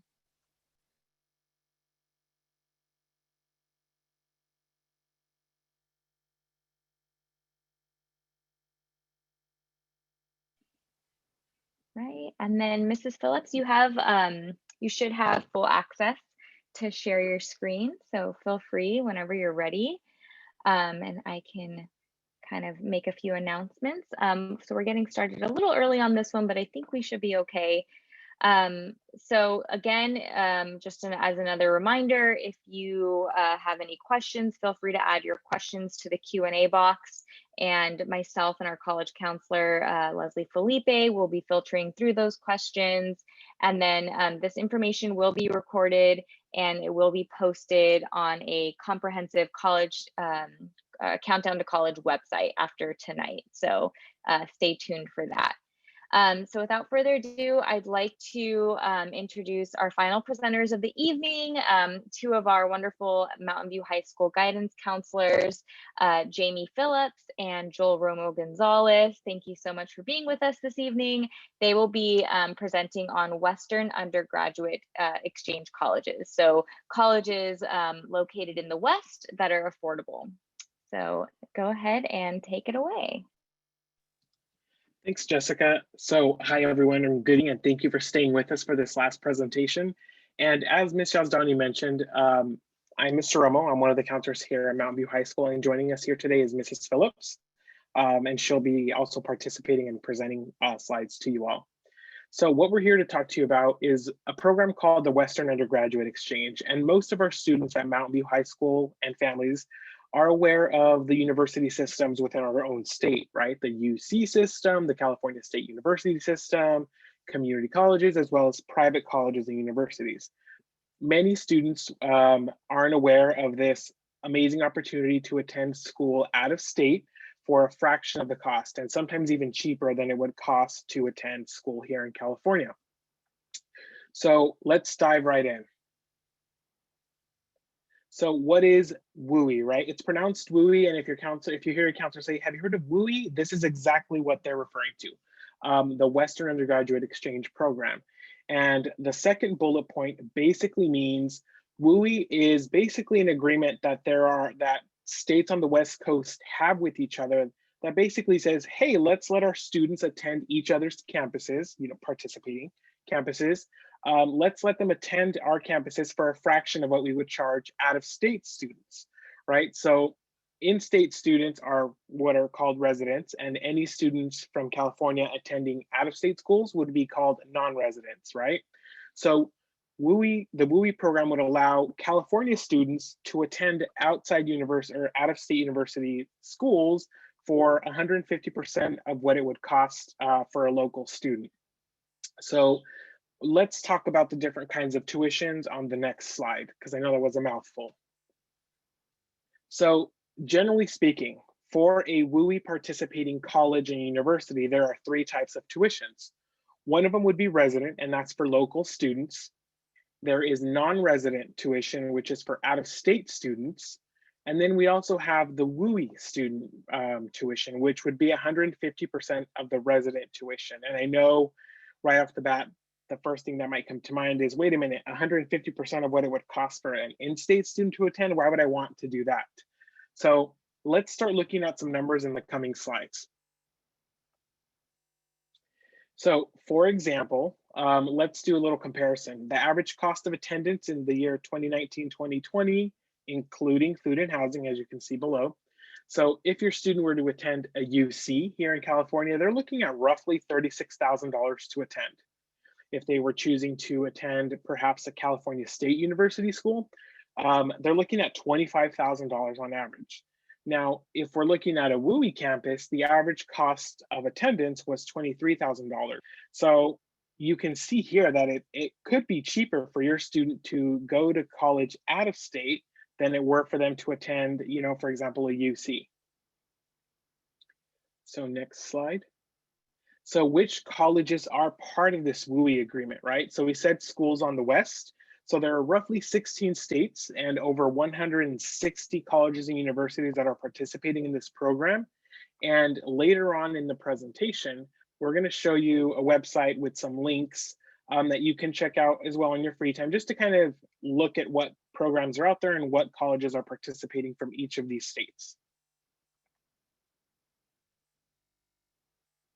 All right, so now we're going to look at a few schools just as an example of what kind of campuses and schools are out there for your students to pick. So let's start off with Western Washington University. So in looking at the cost, you can see that residents would pay $7,000 roughly. Non-resident students would pay $21,000. And if you're attending Western Washington under the WUI agreement, your cost of attendance or your tuition is $8,300, which in comparison to the non-resident tuition fee, it's a savings of $13,000. A couple of fun facts about this university is 63% of their students graduate in 5 years or less, which is great. They have a very strong athletics program, and they're actually located way up north in Washington, about an hour away from Canada.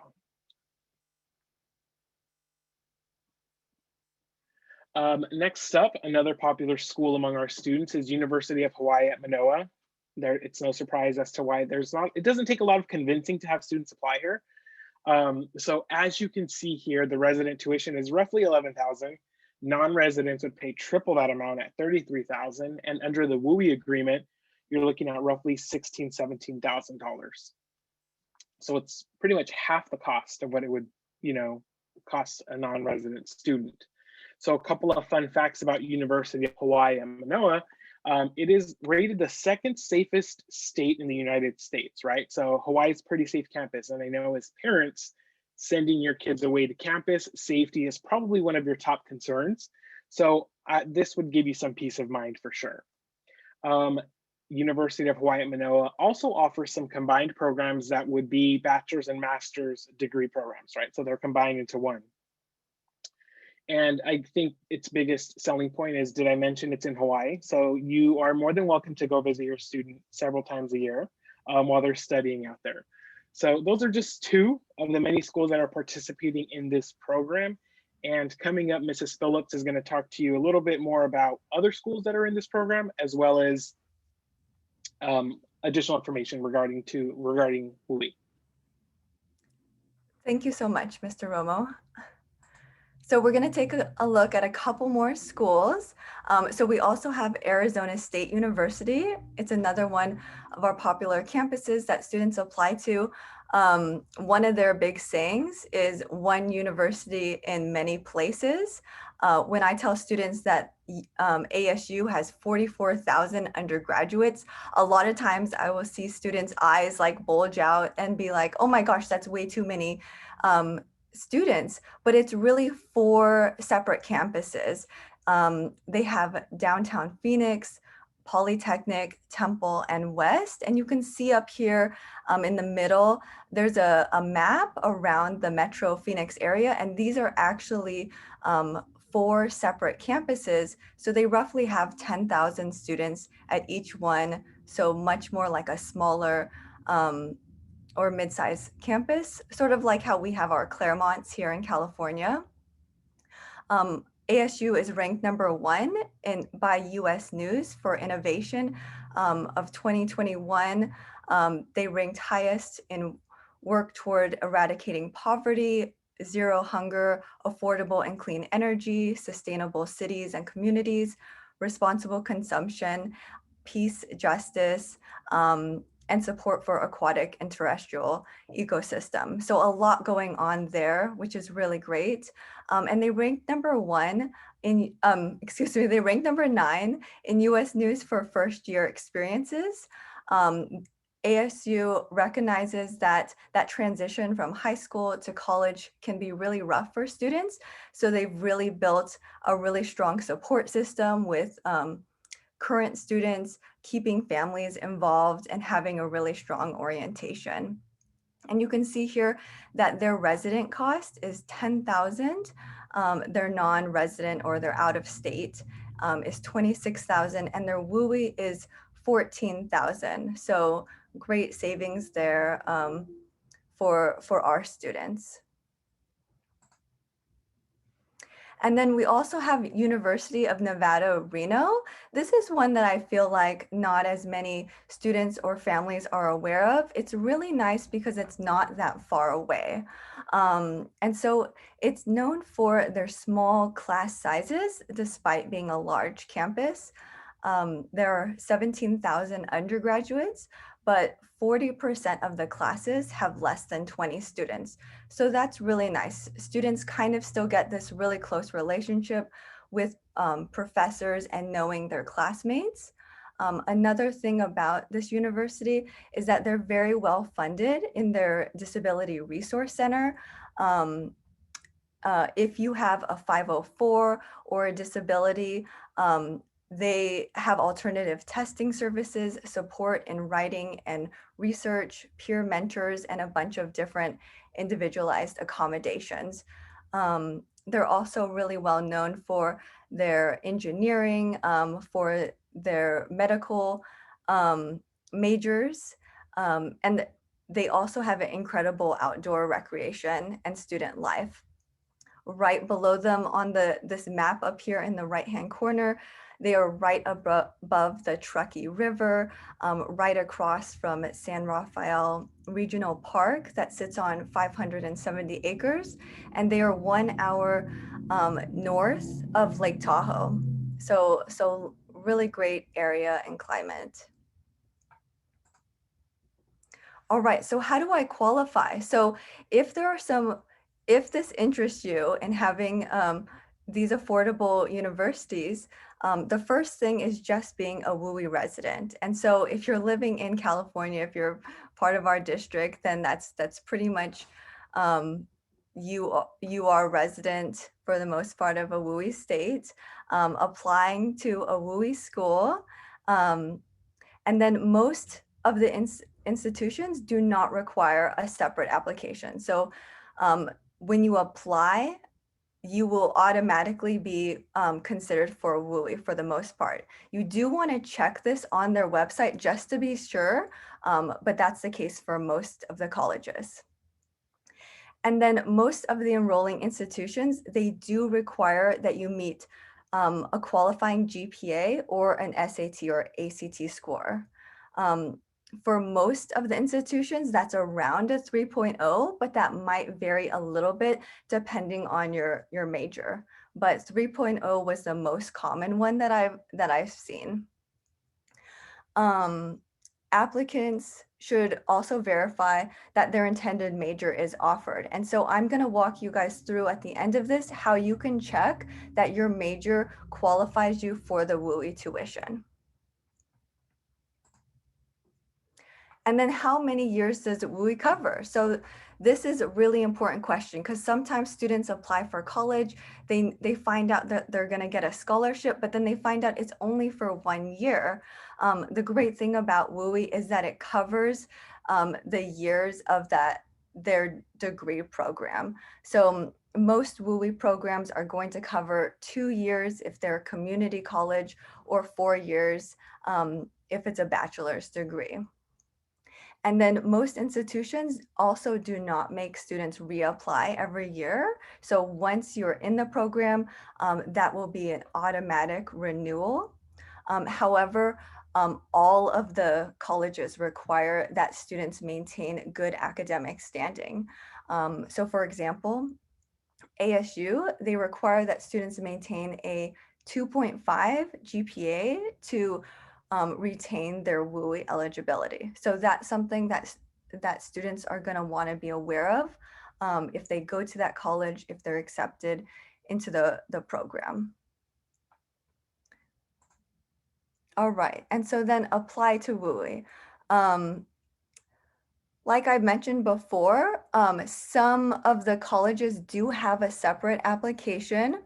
That's going to be fewer than it is for most of the cases. And some of the institutions will also have a limited number of WUI spaces. So as you're checking out the colleges, if that's something that you're interested in, you'll want to go to their specific WUI website to see what their recommendation is. It'll say on there like apply by this deadline, or here's a priority deadline. And then that will give you an idea. I would recommend that students keep like an Excel sheet where they have a list of the colleges that they're applying to. And then if it's a WUI school, that they have a link to the website specifically so they can check if they need to make any adjustments when they're applying. And then MBLA students. So these are our most popular colleges through the WUI program that our students have applied and attended. So we've already mentioned Arizona State University, University of Arizona, Colorado State, University of Colorado, Denver, Hawaii again, Nevada, Portland State, Southern Oregon University. I know not as many people know about that. Also great school. We covered Western Washington and then Washington State University. And so finally, I'm gonna walk you guys through some of the resources for the WUI program. The first one on here is just the website to the WUI, like their official website. So I'm not going to go to that. Instead, I want to show you the savings finder right here. So on this website, you're going to, my recommendation would be to search by major, because your child is really going to want to know, like, are they going to qualify and get money for that school? So a popular major that we'll put in here is computer science. If it'll load.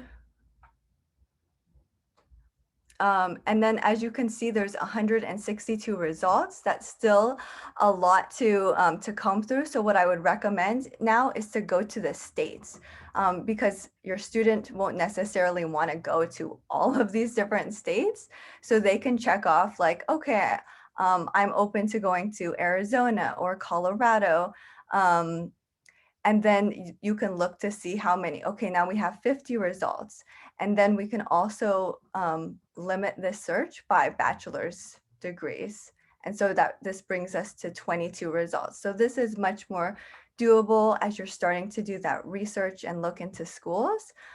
So as we scroll down, you can see the colleges which offer the WUI tuition for computer science. And what you can do here then is you can click on the school itself and it'll take you to the WUI site for that university. And so we have a nice summary about Arizona State. On the side here, again, that summary of the tuition, and then WUI admissions info. So the WUI rate works for transfer students, that there's no separate WUI application, so that lets you know just apply.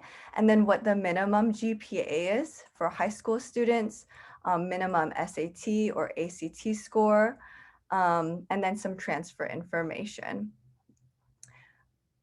And then at the bottom, there are links that will take you directly to that school's admission site. So you're able to just apply immediately. Going back to this, the other thing that I wanted to let everyone know is that you can also download and print this nice handout, which just lists all of the colleges all in one place. So if you wanted to print this and highlight colleges that you or your student is interested in, it's sorted alphabetically by state, and then it has the 2-year and the 4-year institutions in order there.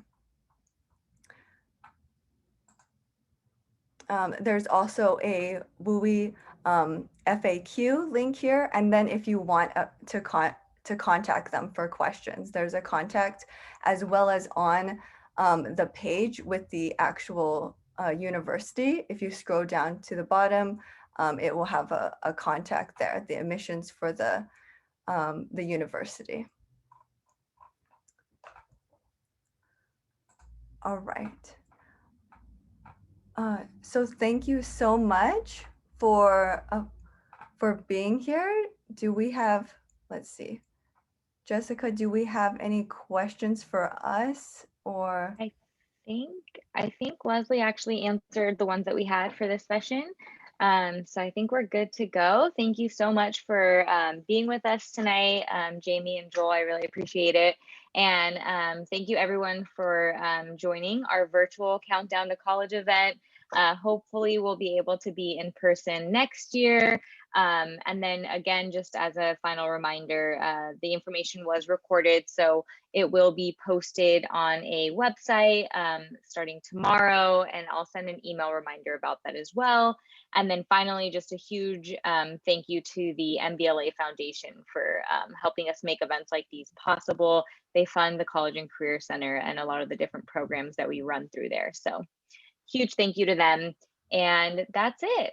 Thank you so much again, everyone. I hope everyone has a good night. Thank you. Bye-bye.